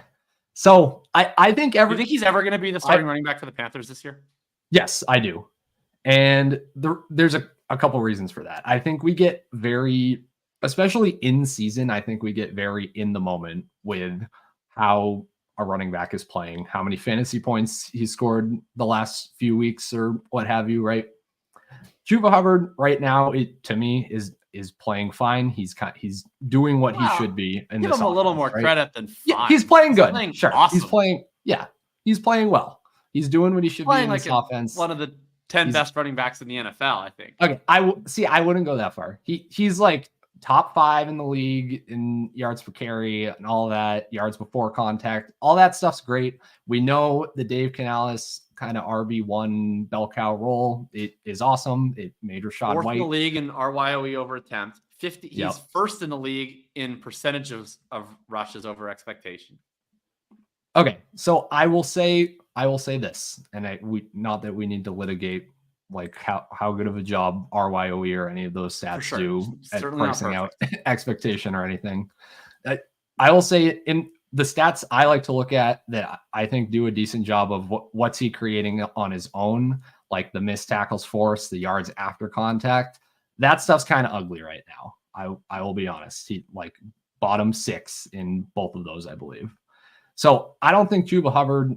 I think Chuba Hubbard is a good enough running back to hit his holes, kind of run behind his line, what's blocked for him. I think that's a running back where as soon as you run into a couple difficult matchups where the rushing efficiency just isn't really there, or he fumbles, or Jonathon Brooks rips off a couple of big plays behind the same exact offensive line in this same situation, that's the type.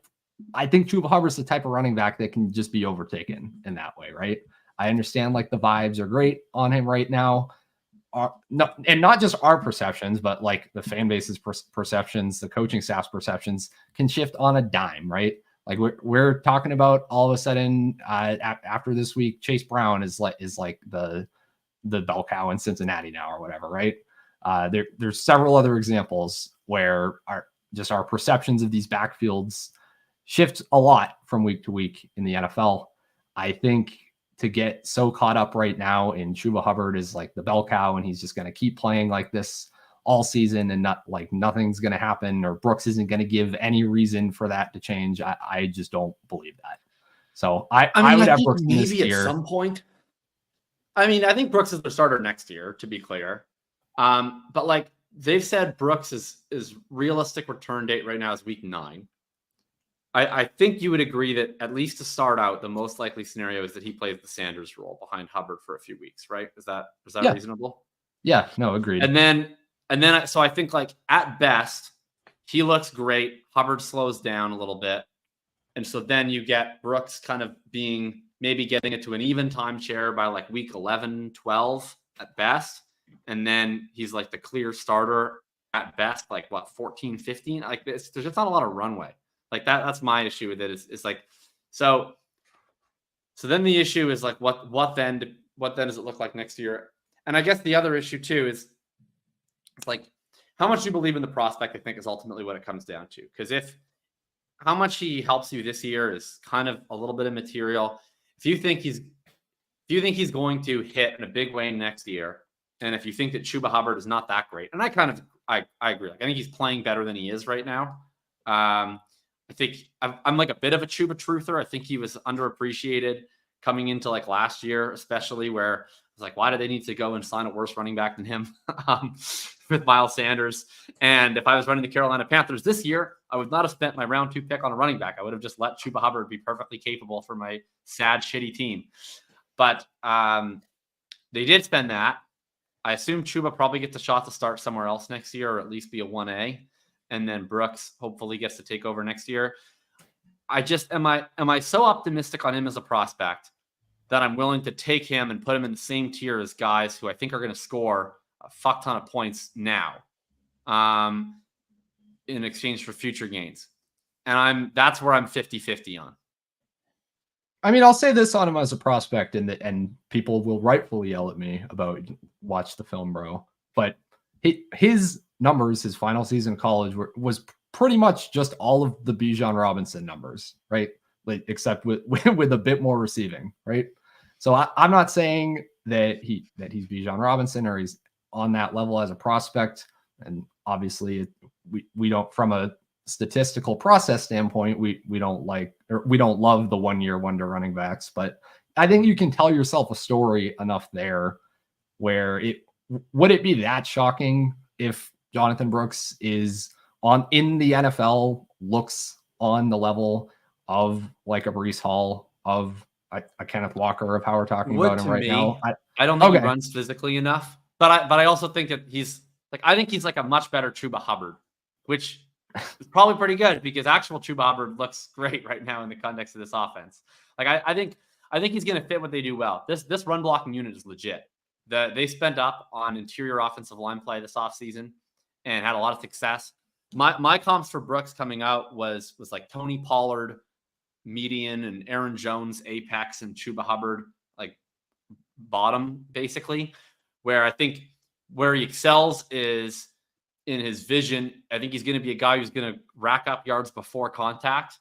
I think he runs a little upright. I don't think he has like the physicality to be a true all-around rusher in the way that like a Jonathan Taylor or a Bijan Robinson can just stick it up in there. And I don't know that Breece Hall actually runs all that physically, but so maybe that's a really optimistic comparison. I don't think he's going to be like a best of the league type of guy, but I think he can be a very good runner. And with how good their offensive line is, I would say if you're running behind that kind of offensive line, I probably value the vision, the explosiveness a little bit more, like Spence is saying right now, than I do the David Montgomery, like, can I break 18 tackles type stuff? Because there's going to be holes there, and it's just, can you diagnose it? Can you pop through it? I think Brooks can do all that stuff.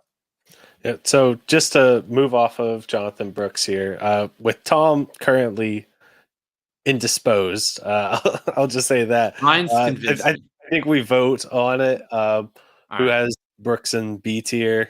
I mean, that's where I have him right now. I think he's an A tier guy.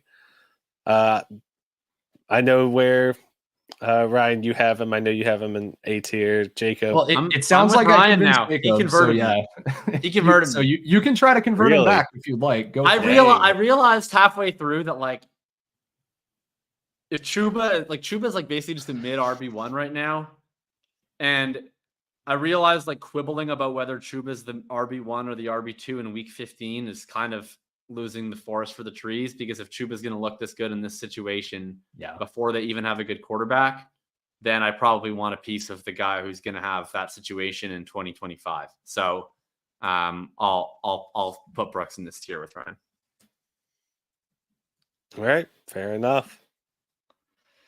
All right, I think Cook for sure. I like it in the B tier.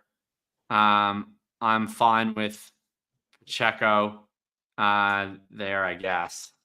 I don't think they're going to find another solution at running back is the thing. Can someone sell me on Brian Robinson Jr.? Let's add more names first, and then we can come back to these other guys here. Can you scroll down? All right, so I think David Montgomery has got to be in this discussion. I think Derrick Henry has to be in this discussion. He's scoring 1 million points right now. Speaking of scoring 1 million points right now, I think Kamara has got to be in this discussion.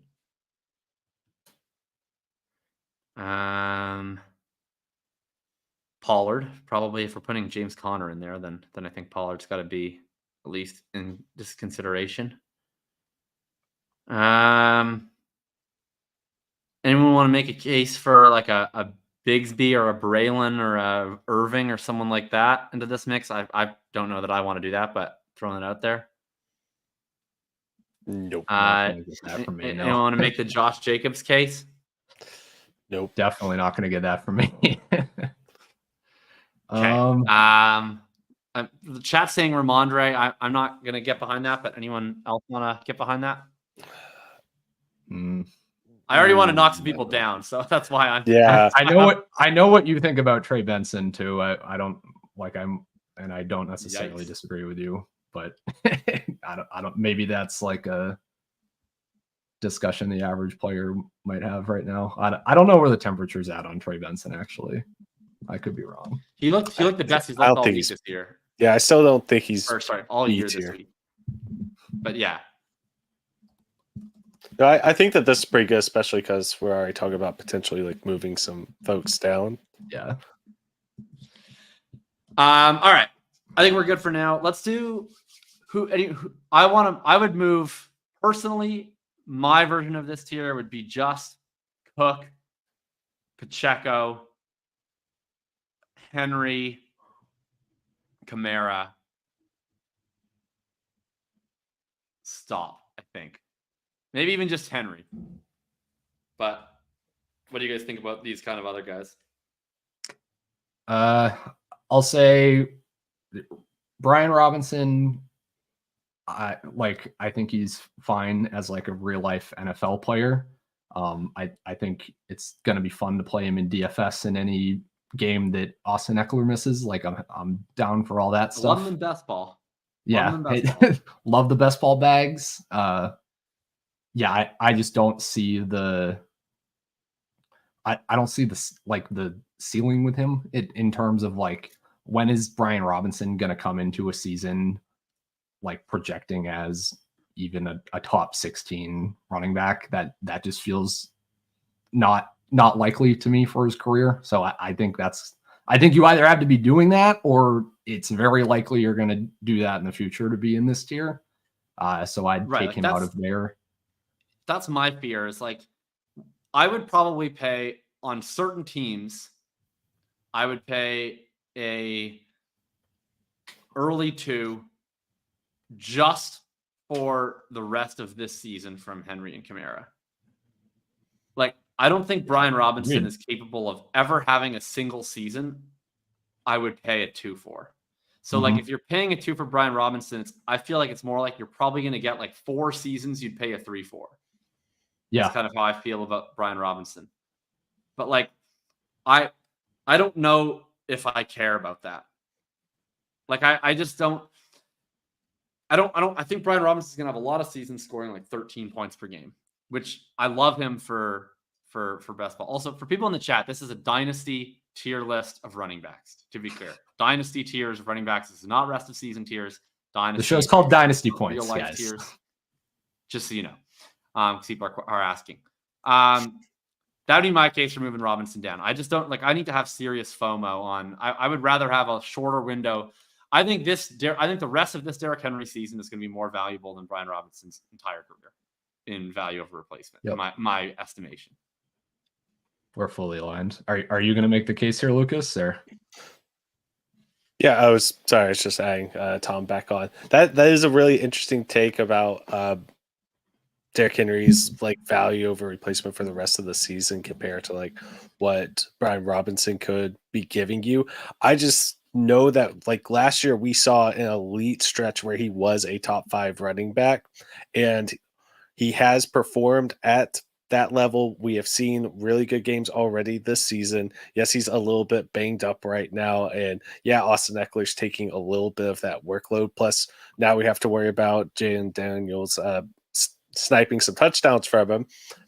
Completely understand all of that. But like whenever I look at him, I'm seeing like the James Conner type of career arc. And I think on the high side, like we might get up into the David Montgomery space, which I think that Jacob, you didn't mention him whenever you were talking about your B tier running backs. I don't know if he is right now, but I do think though that like he's going to have good longevity. I think that he's going to be extremely consistent, and he's somebody who's going to be valuable for your team for next at least 3 years. And then you don't have to worry about that RB position. And if you can be getting him at a reasonable cost, maybe it's just like the value at cost that might be pushing him up a little bit more for me. But yeah, like y'all are outlining some good points. I even talked myself out of it a little bit as I was going into it, but a lot of it is like the actual cost to acquire him and then what he's going to be giving you consistently to where you don't have to worry about that position. I feel like I just All right, never. this is a worry lot of about Brian Robinson content. that position. I think it's vote time. Yeah. I'm voting C, but I C. appreciate the case, Lucas. I'm C Tom, as well. I lost all power. Are Like you the back? whole block went down. So first, apologize to everybody. I don't here's lose where we're power on at. this program. I'm the rock on this program, generally speaking, in terms of people true. dropping out. So apologies. welcome back. So How if many you missed subs we did got we gain while I fully was through. gone? We got fully through the A tier. We settled on the Okay. 5 names that you see. I The disagree B tier with is it. not settled. The B tier is not settled at all. All we've confirmed so far is Cook and Pacheco. We're currently debating Brian Robinson between B and C. I would like to argue that Chris McCaffrey potentially not in the A tier once his 2 worn out Achilles comes back, but we'll save it. We'll save it. My argument is if Christian McCaffrey plays one more season of football, that is worthy of the A tier all on its own. Like Sure. like Agreed. he scores like I'm just saying 24 for points per dynasties, game in a selling running this- back environment in which selling that dude is impossible. look at all the S tier running backs. They're gonna score like I agree. none of those S tier running backs are projecting for 20 Look. points per game like anytime soon. And Christian McCaffrey could score 25. I totally agree. In the podcast league of record, trying to sell Christian McCaffrey is like pulling teeth. I can't do it. Sell So him to I'm me. just saying, like, You haven't you sent can me get an like offer. a late sent me one 0. for him. Like all I'm getting right now is late ones. So like it's just one of those things where Are any of those other does his guys value worth really more than a late one? make his like A In the A tier? tier? I don't know. I'm just saying. That's my bull case for him to potentially not be there. We'll see the next RB tier show that we do. I understand that if you have him, he's probably dying on your roster. Just saying. Borderline for me. All right. That's the last thing I'm going to say at the A tier as I was gone for however long that was. Again, really sorry about that. Let's talk about the B tier. Get Brian Robinson out of the B tier. All right, that's Darn. our third vote. All right, I lost. See Get you, this dude Lucas. out of the B tier. Okay, Get next him out. vote's Fine, Montgomery. I don't want fine him player. in there either, personally. Fine player. Gonna get you like 13 points per game. Super dope. Done. Get him out. James Conner, get him out. 15 and a Get him half out. right now. See ya. Yeah, James- I already James said Conner out. my B tier. I already said my B tier is 3 players: James Cook, Isaiah Pacheco, Derrick Henry. I'm a vote against all these other dudes. Get Pacheco out of there. Personally. Get Pacheco out. I'm a vote for Pacheco. if he Yeah, did, if we'll, he I'll didn't fight hurt on his leg, Pacheco. if he didn't hurt his leg, I'd agree. But I think they addressed a position in this insanely stacked draft. I don't like him in there. I'd get Henry out of there. Get Henry out. 30-year-old running back. I don't think he belongs in that tier. Like we're still talking about I dynasty disagree with value, that. right?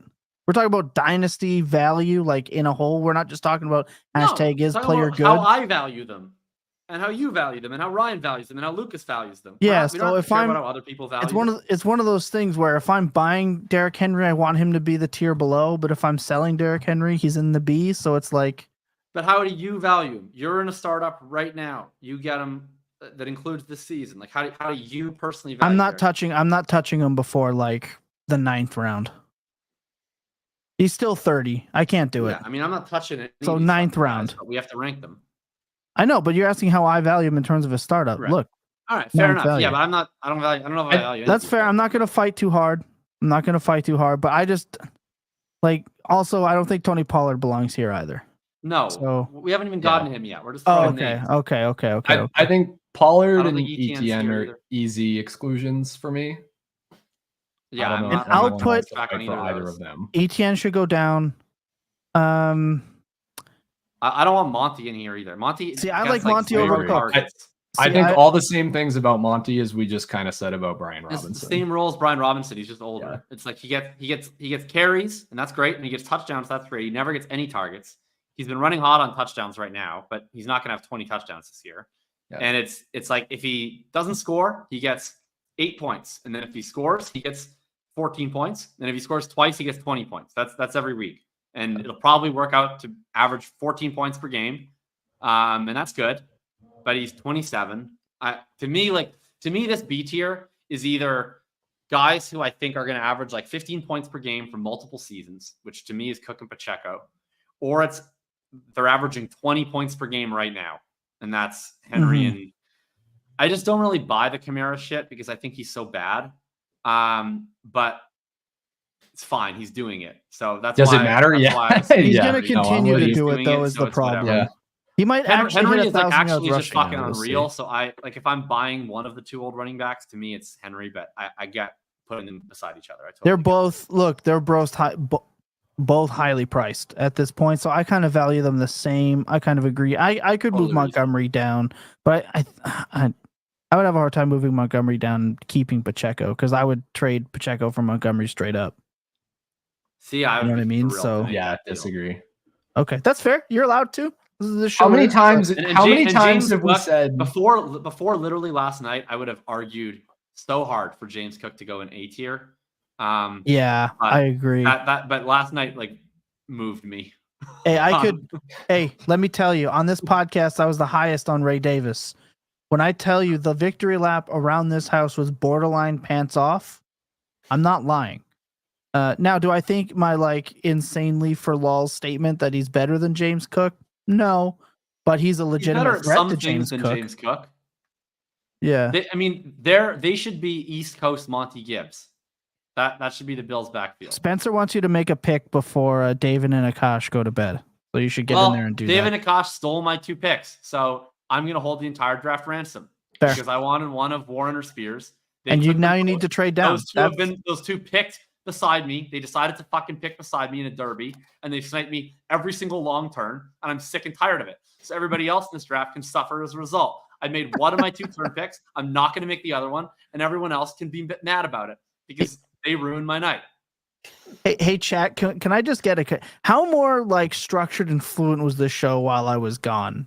Just leave that in the chat for me because I feel like it probably flowed better when I wasn't here taking things off the rails. The problem Me is and Jacob probably just me. argued about Jonathan Brooks for 20 minutes. Okay, you that's did. fair. You did. Pretty much. I what it also was. don't think Brooks. I also did. don't think Brooks should be in the A tier, but that's just me. Yeah, I lost He that wasn't one. going to make it, and Ryan convinced me. I've never changed my mind on anything, but Ryan changed my mind on Jonathan Brooks. I changed Scott Ouch, Barrett's you're saying mind on him I've too, I never think. changed your mind, Jacob, in our entire friendship? I was being hyperbolic. I better have been. That would have hurt my feelings deep down. Let's get Montgomery out of the B tier. Agreed. I'll All right. subside there. Are we settled? Are we settled now? So on this? I think Jacob has pulled me to his way of thinking where I think ideally I have a B and a B.5 tier or whatever, where it is just Cook and Pacheco. Because realistically, am I paying more for James Cook? Am I paying more for Pacheco? Would I add on to Henry or Kamara for the other two? Yes.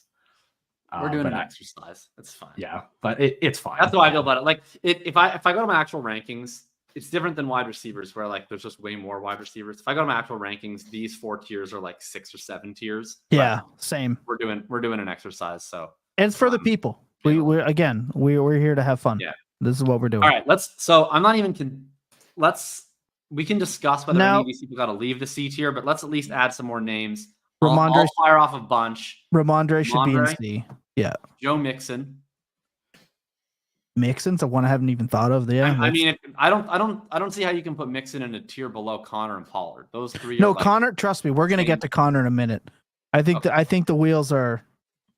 Mixon and Pollard should be side by side, smiling at each other. In my opinion, they're the same age. They both look similarly projected from a longevity perspective. They're both scoring similarly. Then this is where I would start putting in some of the younger guys. Keith has a great more point here. projections. So Jacobs would be a guy. I think again he's kind of Mixon-y to me.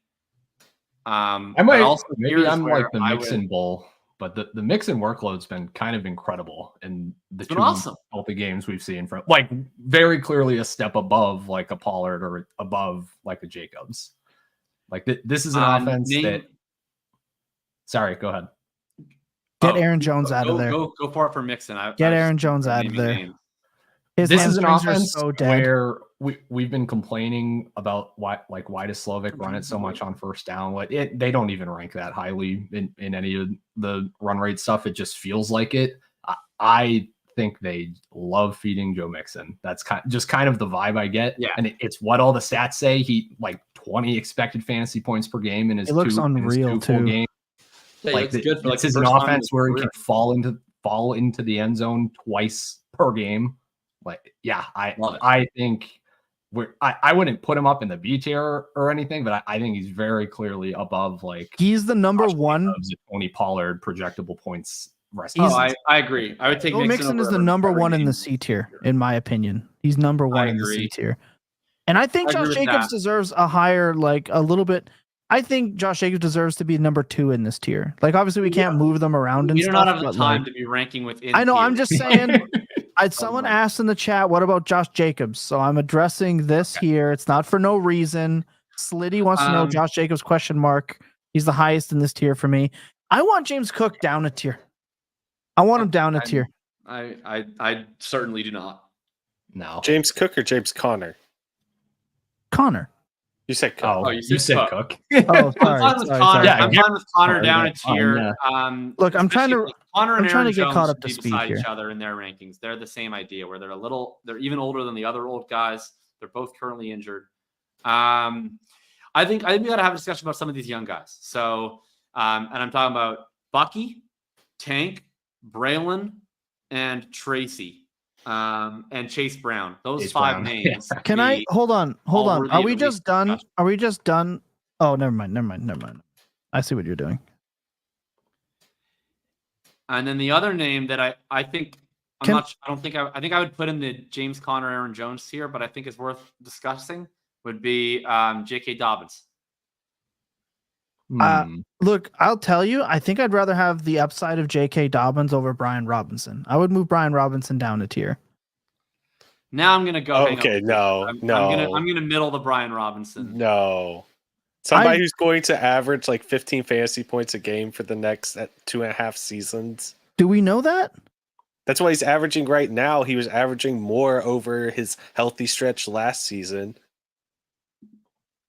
He has scored 5 touchdowns to do that, and he's not getting any pass game work. I will just add to this discussion that this is obviously not true of either of their bodies, but these guys are technically the same age. Both of them are 25 years old. J.K. Dobbins feels older than that, but because J.K. Dobbins is J.K. Dobbins in this offense is insane, and he's getting the pass game work. But like he doesn't project meaningfully. So I guess the thing with Dobbins is like, how much do you think about his post 2024, like this Achilles? And yeah, I guess I'm more bullish on that than I would be on like Connor and Jones. So I'm good with Dobbins in this tier. I think I'm personally good with everyone that's in this C tier staying in this tier. I don't know about anybody else if you have issues with any of these guys. And I mean, no one's going to agree with me, so it's fine. But I would also put Warren and Spears in there, but I know that no one cares. Except for Akash and David, who sniped me on them in back-to-back. Did you say Warren and Harris or no? I don't care about Najee Harris at all. Okay. He said, the other name that like I wouldn't put in here, but like the market should probably consider putting in C. I mean, he's been like the RB1 the last 3 weeks. DeAndre Swift. Not dead, it turns out, Tom. Yeah, you're still not selling him for like significant. He's still kind of a dynasty zero in my opinion. Kind of are. I've been selling DeAndre Swift shares. What about Blake Corum and Trey Benson here? I think they're a step below. Well, I think they're solid Ds. I feel better about Corum than Benson because I've seen Benson play and look like shit. Corum, I've barely seen play, but the like 5 snaps he played, I feel good about. Yeah, looked okay. I'd put them in the same tier. I'd put them in that D tier, but I think they're a step below like Bucky and Tank and Tracy and those guys that have played and are going to play. And all right, so just so I'm interpreting this the same way, you're telling me that right now you would be trading Trey Benson plus for Tyrone Tracy. Yeah, absolutely. I offered that before this week actually and was rejected. In every Trey Benson share I tried to move for Tyrone Tracy. I'm looking at this. Don't got to trade for him if you have him everywhere because you were early. I mean, I have 24% Tyrone Tracy, but I tried to increase that to about 36 by offloading a lot of Bensons, and I didn't get any nibbles on that. I might argue against Braelon Allen here. Okay, let's hear it. I would. So yeah, Allen's looked great. I was wrong on the Braelon Allen prospect eval. That's fine. I'll take that L. Everybody else kind of in this tier has at least like a realistic path to projectable volume in the short term, right? I don't think Allen has that. What is the story we're telling ourselves? And especially after last night, after we see Breece Hall go out and lead the league in snaps this past week, what is kind of the path to a Braelon Allen scoring fantasy points? The path is a Breece Hall injury, and that's fine with me. To me, Braelon Allen is the Derrick Henry of Blake Corums, which is like if like Breece Hall goes down, I am confident that Braelon Allen would project as a top 5 running back for however long that happens. And I would rather have 4 games a year over the next 3 years of 18 points per game than entire seasons of 10 points per game. What are you paying on top of Corum to get up to Braelon Allen? I'm not sure that it's anything of consequence for me. That's why I would just have him down. I don't know. With Corum. I mean, it's hard to say like that you pay something of consequence when to me everyone in the C tier is worth like a base 2. That's fair. Already. Yeah. So like how much of consequence am I paying on top of someone that I don't think is of consequence? But I don't know, at a third, which is like to me like 40% of Blake Corum's value already. So seems of consequence to me. Yeah, I don't know. I just think that sounds to me like they should be in the same tier. So Braelon Allen was somebody that before we watched what just happened would have been someone I'd highly put in here. But the snap share kind of went back to what we thought it should have been. He got put in on the goal line. That got called back by holding, but his snaps went considerably down, which is why I would more expect that to be the norm. New OC, and all of a sudden we get a brand new running back rotation, and Breece Hall looked significantly better last night than he had all year. I think he's still just a priority handcuff at this point because he still has to deal with Breece for 2 to 3 years. So I don't know. It'd be hard for me to put him there, especially with the lack of standalone value. Just my opinion. I also think that often do we get like the guy drafted behind the workhorse running back that actually goes and like signs somewhere else at the end of his rookie contract. Like there's so many other that like this can end up. It's more likely that this ends up in like a 70-30 split or forever type of deal than it is for like Braelon Allen goes and gets like standalone projectable volume somewhere else. I just don't care about his standalone volume on the Jets. Like if I'm investing in Braelon Allen, I'm investing in contingent value on the Jets and his second contract. Like that's why I also like. That's why I also value guys like I value guys like Corn. Like some of these guys, like I don't really care. Are you trading Mixon for him? I understand. I don't know. For Braelon, no, but I'm not arguing to be in a tier ahead of Mixon. I'm arguing to be in a tier with Mixon. But that's like, would you trade them 1-for-1 if they're in the same tier? Is what I'm asking. Well, no, but why would I have to trade? I mean, these are different asset types, right? To put them in the same sure, tier. I'm just asking. Like if I had Mixon, someone is going to ask that question. question. I had Mixon and my team was rebuilt, like right, but like I'm not saying Mixon is the lowest valued in the tier. I think he's the best in the tier, so I wouldn't trade him straight up for anyone else in this tier. But if I had a rebuilding team that Mixon was weirdly on for some reason, like I was trying to tear my team down and had Mixon on it, I would trade him straight up for Braelon Allen. I'd be fine with that. Okay. I want to talk about Tank Bigsby. This dude fumbled and lost all his snaps to Dearness Johnson when Etienne, and he plays left the game. I want Bigsby down. The hype was cool. He's an explosive player. I think that's cool. He scored on some long runs, long reception. He got his opportunity and couldn't keep Dearness off the field. I don't know. Like I've been talking with Buck about this a lot, and I actually think Etienne is kind of a buy right now because of that. But 8% red share on the season. Yeah, I agree. I think Bigsby, I mean, he was like hellaciously bad in the receiving game in his first year. He was like volleying balls to the other team. I mostly agree with you there. I think he's been great in terms of like he looked like the worst player in the NFL last year. He definitely has a role, but it was like if Etienne goes down, he's been kind of hurt. He'll get more snaps, and it just significantly wasn't the case. His upside is pretty capped, right? Like that's the thing. Is you feel like the Jaguars cared, Joanna. They really cared because Dearness Johnson. Was it like 67% Dearness Johnson? All I care about, and it's because they were down, right? I care that they don't trust him at all in passing situations. So it's like even if kind of what I was getting to. Even if Travis Etienne disappeared from the earth today, which I know some people like to wish away Travis Etienne, but it's not going to happen. Travis Etienne never comes back from this hamstring injury. Tank Bigsby is like Brian Robinson. It's basically where his ceiling is. Whereas like, so, and I get that like that's not really how the dynasty markets work, but like I would almost rather have Blake Corum, where like I know that I'm never starting him, but like I like the idea that if Kyren goes hurt, I am fucking pumped to put Blake Corum into my lineup. Whereas like, Travis Etienne is going to be out this week, and I'll put Tank Bigsby into my lineups, but I'm not like doing a jig about it. Yeah, so people thought Ken Walker's upside was capped until he started catching passes, except Tank's not Ken Walker, not the same prospect. Wasn't the same player as a rookie. Wasn't drafted to be, doesn't have the draft. Different comps there. I would also say for Tank and for Etienne, I think you should ask, it's worth asking yourself the question, not so much like what is this coaching staff doing with them, but also what would another coaching regime do with them. That's true. And that's Tank, I think.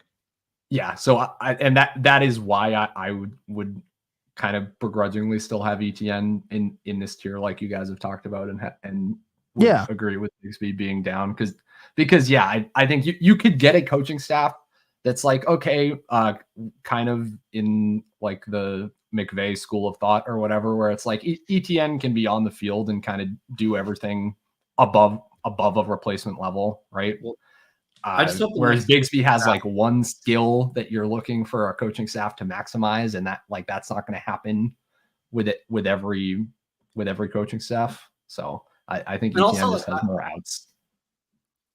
He does, and he's also like, I'm just kind of sick and tired of like having to pretend that Travis Etienne is bad.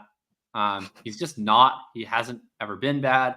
I get that he has not held up to the standard that he set for himself in his rookie year. He's still well over expected in rush yards right now. He has the second highest forced missed tackle rate among running backs over the last 3 years. That's in NFL Next Gen stats.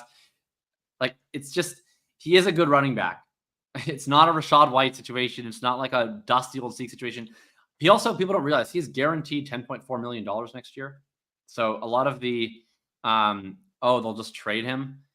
I don't think that they're going to be just trading him. I think he's going to be on the Jacksonville Jaguars next year. His contract is fully guaranteed on the 5th-year option. So I agree with what a lot of you guys are saying. I like what we see out of Tank, though. I do think, hopefully, he looks fine. Never, ever lets Dearness Johnson touch the fucking field again. Yeah. Can we please just be serious for 1 minute? And when this backfield is at full strength, just give Travis Etienne the passing downs, give Tank Bigsby a decent chunk of the rushing downs, enough with the Dearness Johnson bullshit. I think that will happen. I can't imagine that a new coaching staff is going to come in and be like, we got to find snaps for Dearness Johnson. I don't know. Dude, coaches are, especially new coaches, they're like weird about that veteran presence for the RBs really going to help us steer the ship. They're weird like that. I don't know. I think he has potential to grow, like just like Corum and Benson, but like, need a little more. No Ray Davis truthers wanting to sneak I'd put Ray Davis. I'd put Ray Davis in with the Corum and Benson. And yeah, agreed. Okay. And I think he's also got a big hurdle. Too. Warren and Spears, my two guys that I like more than this, but I would. Are we locked on the C tier? Shot. Are we done? Sorry, are we done with the C tier? Is that like everybody's? I think we're done with the C tier. If you want to bring anyone else up, we could have a conversation. I mean, I would I still think be I'm looking okay. to bring people down out of the C tier, but Okay, who I do think you that's got? still, like, we already had the conversation about Braelon Allen. Like, that's the big one to me. Oh, if you agree with me, yeah, let's keep having that conversation. Like, Then I thought I was on an I island don't, here. I Yeah. don't know if I am like currently like looking and like at least because like Blake Corum, Trey Benson, Braelon Allen, all of those three kind of sit in a very similar area for me, and to the We point don't that I don't care know if that there's one like has a looked tier awesome. break. But That's not worthy of a tier that like I guess that's just hard for me to get behind. Where like you have 3 running backs. Now the one thing I'll give Benson that he has over the other guys is that Benson is a very obvious pathway to being a starting running back for the Arizona Cardinals next year, while Braelon Allen and Blake Corum don't have that path on their team. So I'll give you that. But like out of these 3 running backs, all kind of in the same scenario for this year, Benson has looked quite bad rushing, and they're playing like a creative player on 3rd downs ahead of him. So they've signaled this staff that even if they do project Benson to be the starter next year, our base expectation to start will be he's a 2-down only back with some other guy, maybe DeMarcado, maybe someone else playing 3rd downs, and he'll have to then earn that 3rd down role. Braelon has played already in past situations, so I think we should be far more bullish that if Breece goes down, he would play all those snaps. And Corum has played like 8 snaps total, so we don't really know how good he's looked or whatever. I have a lot of conviction on him as a player, so I'm optimistic that he would look good, and I'm optimistic he could play all 3 downs. And I think with the McVay deal, we can just kind of fill in some of the blanks that if he ever got an opportunity, he would play a ton of snaps because of how they rock and roll there. But I don't know. It matters to me that Braelon Allen just looks sick. Like that, there's a floor there where he's almost in an ideal value position. Like this is why I loved investing in Pollard a long time ago. In when the community, he's in this kind of beautiful position right now where everyone accepts that he's great, and he has no expectations to do anything because Breece Hall's there. So like whatever value he has right now, it's almost impossible for him to lose because the Braelon Allen that exists is just a theoretical Braelon Allen that's going to blow your mind. And he almost can't do anything to lose that until he actually gets the shot. And as soon as Breece Hall suffers an injury, if you want to sell then, he's going to go up in value. So it's like you kind of get this perfect world where like there's almost nothing that can go wrong for him because he's the only player in fantasy right now that everyone agrees is this elite talent that never actually has to show on the field that he's an elite talent. No, you just completely convinced me, Jacob. You're 100% right about that. Yeah. There's nothing that could happen on the field until that happens before a Braelon Allen sell window that could decrease his value. You're completely right. No one's going to change. I think we're throwing elite talent around a little too loosely. Agreed. I don't know if he's an elite talent, but people think he is. Yeah, I don't know. Yeah, the elite talent thing. I post on Twitter right now. Who's a better running back, Breece Hall or Braelon Allen? I bet you Braelon Allen wins the poll. Like anytime you post anything about it'll Breece be on like Twitter, 70-30, but yeah, it'll be like anytime I post anything about Breece on Twitter, it's like Braelon better. It's like 86 comments. And like I don't think he's better than Breece Hall, but I do think he's really good. He's really impressed me. But like it's just in this window where it's like I don't know. You start to get this way with running backs where like especially backup running backs where once the market decides how talented he is, and then he's in this spot where it's like, oh, he plays 15 snaps a game, so he's at the lowest injury risk of any running back because he doesn't play very often. It's hard to get hurt if you don't play. He never has to actually go and have 15 carries for 30 yards and everyone calling him a bust because he'll never have 15 carries. So he just gets to like walk on pixie dust for eternity. And the fun thing about Braelon is like most of these backup running backs that people fall in love with are like the Tony Pollard, Tyjae Spears, Jalen Warren types, which are always going to be divisive in the fantasy industry, where you have people who appreciate that kind of back and you have people that don't. But Braelon has somehow united everybody because he's the big bruising backup running back. So like the people who like stand for the Najees and the Zekes, they love Braelon Allen because they think Breece Hall is soft and Braelon is thick and runs hard, and the people who are like eye goggle over the efficiency metrics and fall in love with backups. They love Braelon because of that stuff. So he brings every world. He's gonna bring peace to the Middle East. Oh man. You know what? If I see a career arc for him, like for a path, it's Michael Turner. Right? He's the backup for the Chargers for a long period of time. Also, the poll is posted. You can Nice. go and vote.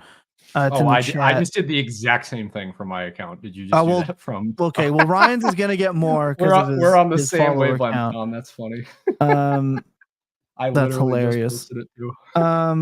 Yeah, he's something that I could see taking like the Michael Turner route, right? Big body back, ended up getting a nut spot because his efficiency was so good, looked so good with the Chargers, checks all the boxes, etc. Yeah, I think his price will go down a little bit, but I think he does belong in there. I think I'll put him in there for sure. There with being these other C. guys. They're being C. Yeah, they're being C. So you're gonna lose that one. You didn't like him, Mr. Devi guy. You didn't like him beforehand, Mr. Devi, and I'm wondering how much of that. 240-pound running back who doesn't break tackles. But he is breaking tackles now. He does in a super small sample size. Yeah, but like, what else are you going to get excited about? Like, I care more about the small tier of running back NFL than the big sample size in college, to be honest. And I like, you can pull my Braelon Allen receipts. I have a lot of embarrassing Braelon Allen receipts. I thought he sucked. You could pull his Tank Bigsby receipts if you wanted to. Yeah, I mean, well, it depends on which receipts, because Tank Bigsby I've just been wrong on all the time. Like I loved him as a prospect, and then he sucked, and then I was like, oh, I guess he sucked, and now he's great. So I just wanted to make the joke because you weren't here the other day. He's like Tank Bigsby is like my anti-DeAndre Swift. Where like DeAndre Swift, it's like I've nailed at each step of his career, where like I've been on multiple different sides of Swift, but I've usually like charted out his career accurately at each point. Tank Bigsby, it could not be the more opposite. I was like, what a great prospect. Oh, he's the worst running back ever. Now he's great. Whatever I say about Tank Bigsby, hard fade me.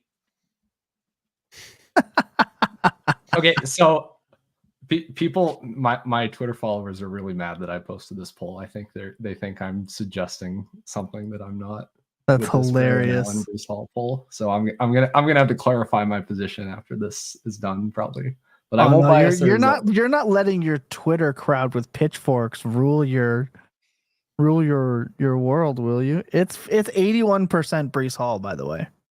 81%. Yeah, but only like we'll update as we go. You guys have more rational followers than I do. Good for you. Only a handful of votes. Well, your cultists do have like a weird. I don't think it's the cultists. I think it's the masses. I have the.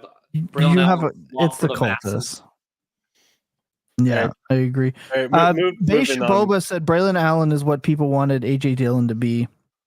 Which could be why Hackett was giving him snaps early on. Could be. AJ Dillon was a former player who was very protected by the veil of ignorance until he had to play, and that what really hurt AJ Dillon was he had to play. Yeah, agreed. Josh Schmo says I'm excited about the big young guy. I mean, that's fair. That's fair. Yeah, it's okay to be excited. And look at the tier he's in. He's not like in an expensive tier or whatever. He does look the part. I tweeted. Look, I'll be the first one to tell you when we were watching Braelon Allen, right, as we were going through a rookie process. I said he runs as soft as baby shit. Like like Lucas said, like he didn't break tackles for a big guy. He didn't look like he got better as he played through college. Didn't know how to use his size. First game, immediately tweeted like, "This isn't the same Braelon Allen I watched at the W." So it's like, clearly something clicked for him, and that's good. It just clicked for him at 20 and not 23. You know what I mean? Like there's a chance to establish some there, but I will say he is kind of capped there. Henry and Barkley, the best two RBs and tier 1. No, not in Dynasty. Sadly. Well, we got a lot of okay. Yeah. Let's go with E here. What do we want for the E tier? Are we adding anyone else to D tier? Like, is this where? Well, Tyjae Spears isn't on the list, but I'm maintaining that he should be part of D tier. Okay. Fair enough. Okay. Well, all Spears is done kind of get hurt in Oh. every game. Like he's looked fine. I've thought. No, I'm agreeing with you, Jacob. I would have been there with Spears before the season. All he's done is kind of get hurt in every game. He's looked fine to me Still looks on the good to me. field. So Should we think at least entertain Jalen Wright? One game Yeah. where he really got to play was totally fine with 86 Wright. yards against a tough New England defense with Tyler Huntley at quarterback.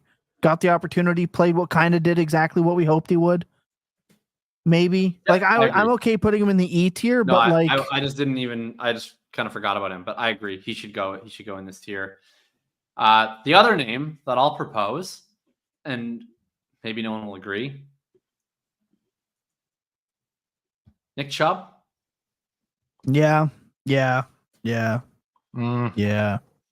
Best running back of our generation.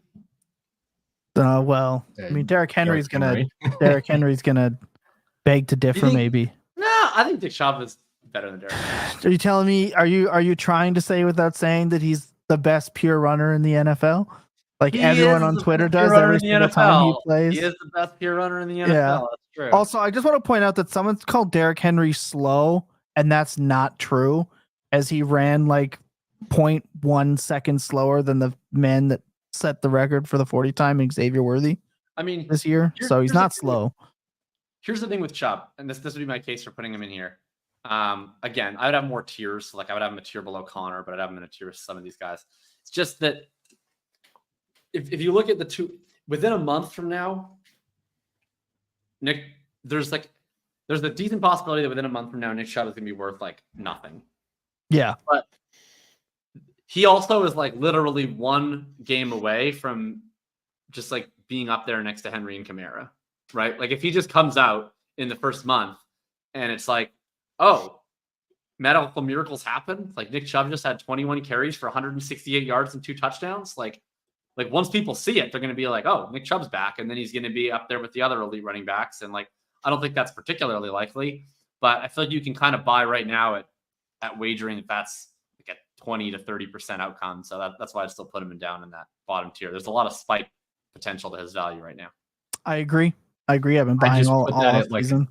10% outcome at best, but so maybe Well, the I'm team just sucks. less optimistic So on. Yeah. I think you're right though. He has the opportunity to move up a tier, but he also has an opportunity to fall off this list. Totally. So yeah. I think they're gonna try. I will say that. Like if you Ford's look at out like probably for a few weeks, so they don't have a choice. yeah, Joshua says Chubb is great, but maybe cooked. Spencer says I don't think Chubb has that in his range of outcomes with the Browns team and his lack of pass catching. I mean, Nick Can we Chubb not do the lack of on pass garbage catching Brown thing? teams with no pass game usage his entire career. I don't know about that. yeah. All right, Please point me to the powerhouse teams that Nick Chubb has been a part of with all the pass game usage. Like that's the least of his worries. He was built for this. is Rashard White just completely like not being considered? Jacob, can we at this talk about point? your tweet? Because I thought it was like one of the greatest tweets I've ever seen. How it's like not a coincidence that Rashad White is out and they rush for 250 yards. Oh, it's so enjoyable. Yeah, that was an instant bookmark and embed in like every article for me this week. I think it hit I multiple enjoyed it. articles this week. It's just awesome to see this is the first time that the Buccaneers have valued running the football with their actions in 4 years. And it was awesome to see them play running backs who try to run the ball. I think he's out of there for me. He's about to be in a I think potential Rashad three-way White- committee. Gone. Rashad White is going to have a long career in this league. Legitimately an excellent third down running back. And he's going to be a third down running back in this league for a long time. And I'm going to draft him on a shit ton of fucking best ball teams. Because he will be out there on third downs, and then he'll be Zach Charbonnet, right? Like it's like, oh, he's playing third and longs. Can I interest you in? And then, the starter went down for 3 weeks. Like, oh, great. Rashad White's going to score 18 points per game for 3 weeks and then never be heard from again. Like, He's going to be the next generation Samaje Perine. Can I interest you in the newest Dearness Johnson? Like this is just what his role is going to be. I think Tyler he's Algier done. should be in this mix. I don't know why he's not on this screen, but he should be in this mix. Look, let's talk about Wheel Route God, Kamani Vidal. Yeah, I'm willing to put him in the E tier. Yeah. I'd like him to see him for one more week. Yeah. Chris Thompson, Naeem Hines. Yeah. except those guys actually had juice. That's one thing Rashad White does hilariously What a lack. size that those Let's two put don't. Sean That's why Tucker. he's a C, right? Let's put Sean Tucker in the E tier. Wait, what? Are you guys taking the Sean Tucker thing seriously? I just watched. Waiver ads on Sean Tucker tonight. I watched this man get traded for a second yesterday. Wow. Yeah, he belongs there. Well, let's see. It was an insane 1 week. Hashtag Right? please. It was an insane. I will say though, him wearing number 44 adds negative drip. Like he earns negative value for wearing number 44. Who wears 34 on the Bucks? Because that was his whole bit. I think it's a DB. I think there's a DB that might wear number 34. But 44 is probably the most atrocious running back. 44 is reserved for fullbacks and long snappers. Seeing it on, I would rather watch Ray McLeod wear number 34 at wide receiver or a punter wear 33 than watch Sean Tucker out there wearing number 44. Get this man a running back number, please. The first player that comes to my mind when I think 44, other than Reggie Jackson, but in a football context, is Vontae Leach. And that's not really the vibe I want my dynamic running back giving me. Mike Allstott. Vontae Leach. Yeah, I would actually argue Javonte into the D tier. Yeah, I would put him in the D tier as well. And Jude brought up a name who's somehow not on our screen. Jordan Mason. I would put Jordan Mason in C tier personally. Agreed.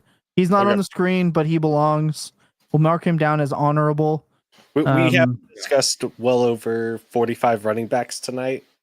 I think that's enough. Wasn't perfect on making sure all of them got a headshot. I apologize. The guys that are off this list belong off this list. The Zach Moss, the Zeke Elliott, the Gus Edwards. They're gone. See you later. Sean wants to ask about Audric Estime. Is Estime even on? I would put him in E. I think. Look, any of the young backs to me, that are like iffy, belong in E, because if we're doing any man on the 53 type methodology, they all belong in there. Honestly, I think someone like an Estime or a Marshawn Lloyd that is a rookie. Those are guys that deserve to be like one tier ahead of like the straight veteran backup of like Antonio Gibson. Or Alexander Madison or whatever. Like there's some level of unknown enchantment. Mm-hmm.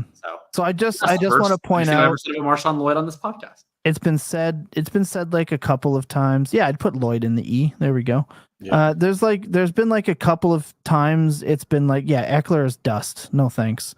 Maybe the E tier, but he's dust to me. Emmanuel Wilson, another good one. I just want to point out that PFF has been referenced quite a bit. I can tell you that I've not looked at PFF once in 2 years. Also, so the PFF grade of Sean Tucker is like, it provides incredibly little information. Right. Because all it is describing is that the player who had 160 yards and 2 touchdowns in his one game of play this season played well in that game, which would have been ascertainable from the fact that he had 160 yards and 2 touchdowns. So it's sort of one of those things. It's like, did Sean Tucker play good is a question that's already answered by my t-shirt that says, did Sean Tucker play good?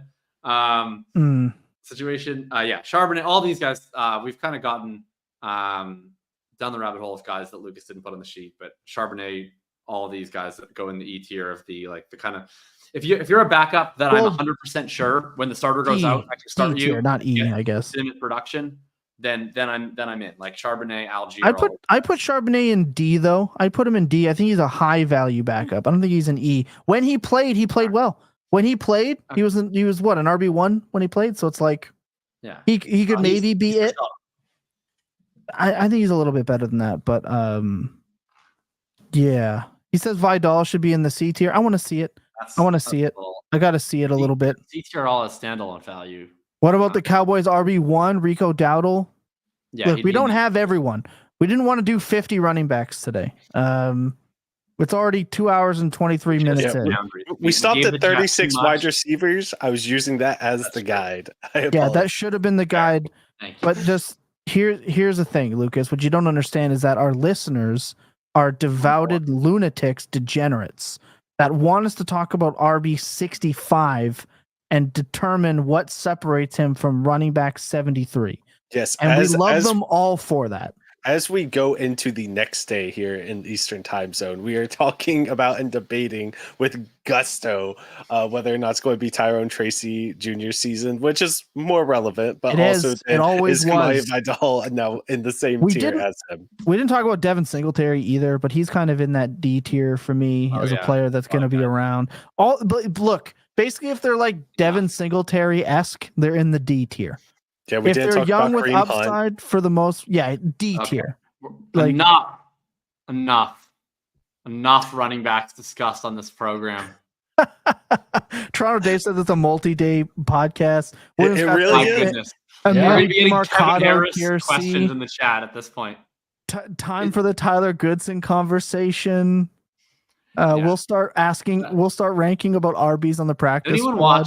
watch the Colts Titans game? I mean, there's way better games to watch. No. Anyone happen to watch any part of that? Trey Sermon. Enough.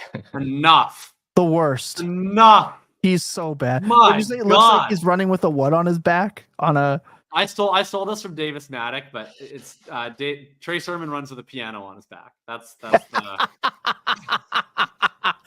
This is great. You guys are phenomenal. It We've is had a great show. unbelievable how slow this guy is. I was losing my mind. Like Tyler Goodson is a bad running back. He is blind. He only knows how to run straight directly at defenders. But like, I'll take it, man. Anything else? I can't watch Sermon any longer. I love Spencer just says it's fun to just keep naming guys. This is that turning into that thing where it's like dudes just sit around naming random wide receivers. I'm not even gonna do player picks. We know what the player picks are because it's 2.5 hours. Let's say them. Okay, I'll say them rapid fire. Here's the thing. Here's the Goff, thing. Tank Bigsby, Jalen Waddle, David Njoku. People don't need to hear your shitty player picks. I'm beating you by 130 points, but they should hear mine because mine are always good. That's I mean, why- what are we supposed to say of that? Like, Yeah. we don't have anything we can Better say. players. You should pick better players.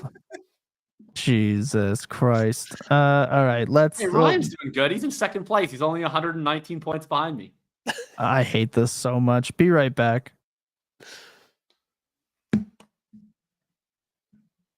All right, let's end this thing. It's a marathon. Final thoughts. Let's get out of here. Jacob's winning hilariously in player picks. That's all you need to know. Yeah, I think you guys should learn to play. Lucas, didn't you build the war model? This is literally supposed to be up your alley. What are you doing? Like, get your Ryan shit researching together, cover man. 3, and like That's Must the be the thing. I don't micro do guy. anything forward looking until Wednesdays. So when you're asking me to pick players on a Tuesday night, that is the absolute worst time you possibly could ask me to. Unless I do early research, in which case I land on freaking Will Levis and DeAndre Hopkins and Calvin Ridley. So ask me on Friday. By the way, I'll pick lots I of good min-cashed a players. DFS lineup with Calvin Ridley in it this week. And I did the exact same thing, and is I was sicko proud of myself. Yeah. there's no worse feeling than playing the spy by starting a wide receiver against your own favorite team who sucks, and then like being like, why did I do this to myself? I could have been enjoying Calvin Ridley having 8 targets for 0 catches, but instead I'm pained by this because I played this fucking guy in a $100 lineup. Yep. And it's like AJ Brown is just dragging Calvin Ridley on his back to the min cash line all day. Yeah. Poor guy. Yeah. We had a similar experience this weekend, it sounds like, Jacob. Yes. Hold on a second, folks. Why Are we did I reading out just player see picks, or- something pop up on my timeline? I can't confirm it.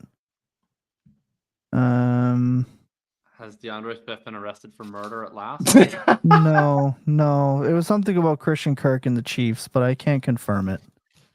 Oh. So we'll leave. I'm just figuring what a great way to extend this podcast 5 hours than to have a breaking trade that Christian Kirk has become a Kansas City Chief.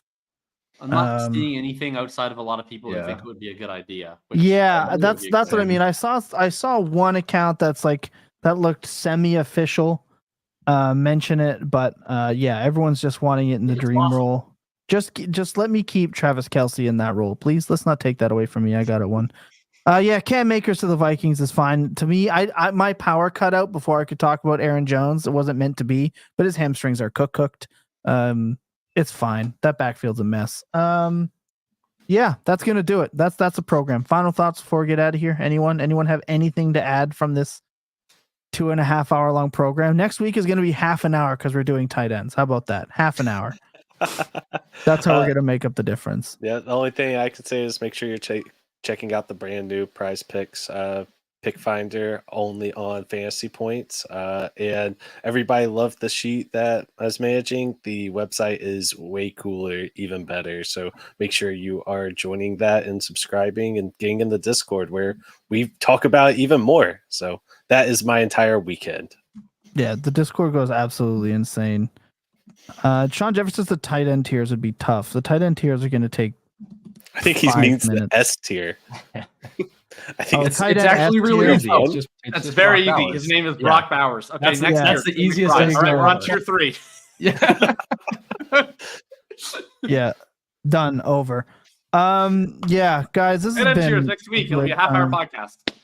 Yeah, we gotta I don't know, reshift the I don't know. We gotta reshift stuff. These shows are getting longer and longer. And I know it's like kind of the meme, but like my God, man, this is crazy. But we love all you guys for So real. they want us Thank to do you for tight end popping in. tiers now. They want us to We're start not doing tight end tiers. no, we're not doing I'm it getting now. up in 4 hours. I'm done.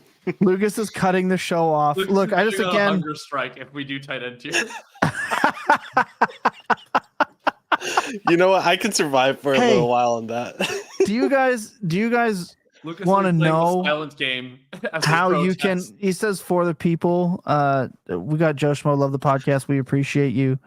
Sean Jefferson says for the people. Well, look, we do this for the people. What you guys can do for us is go to the Dynasty Points own feed.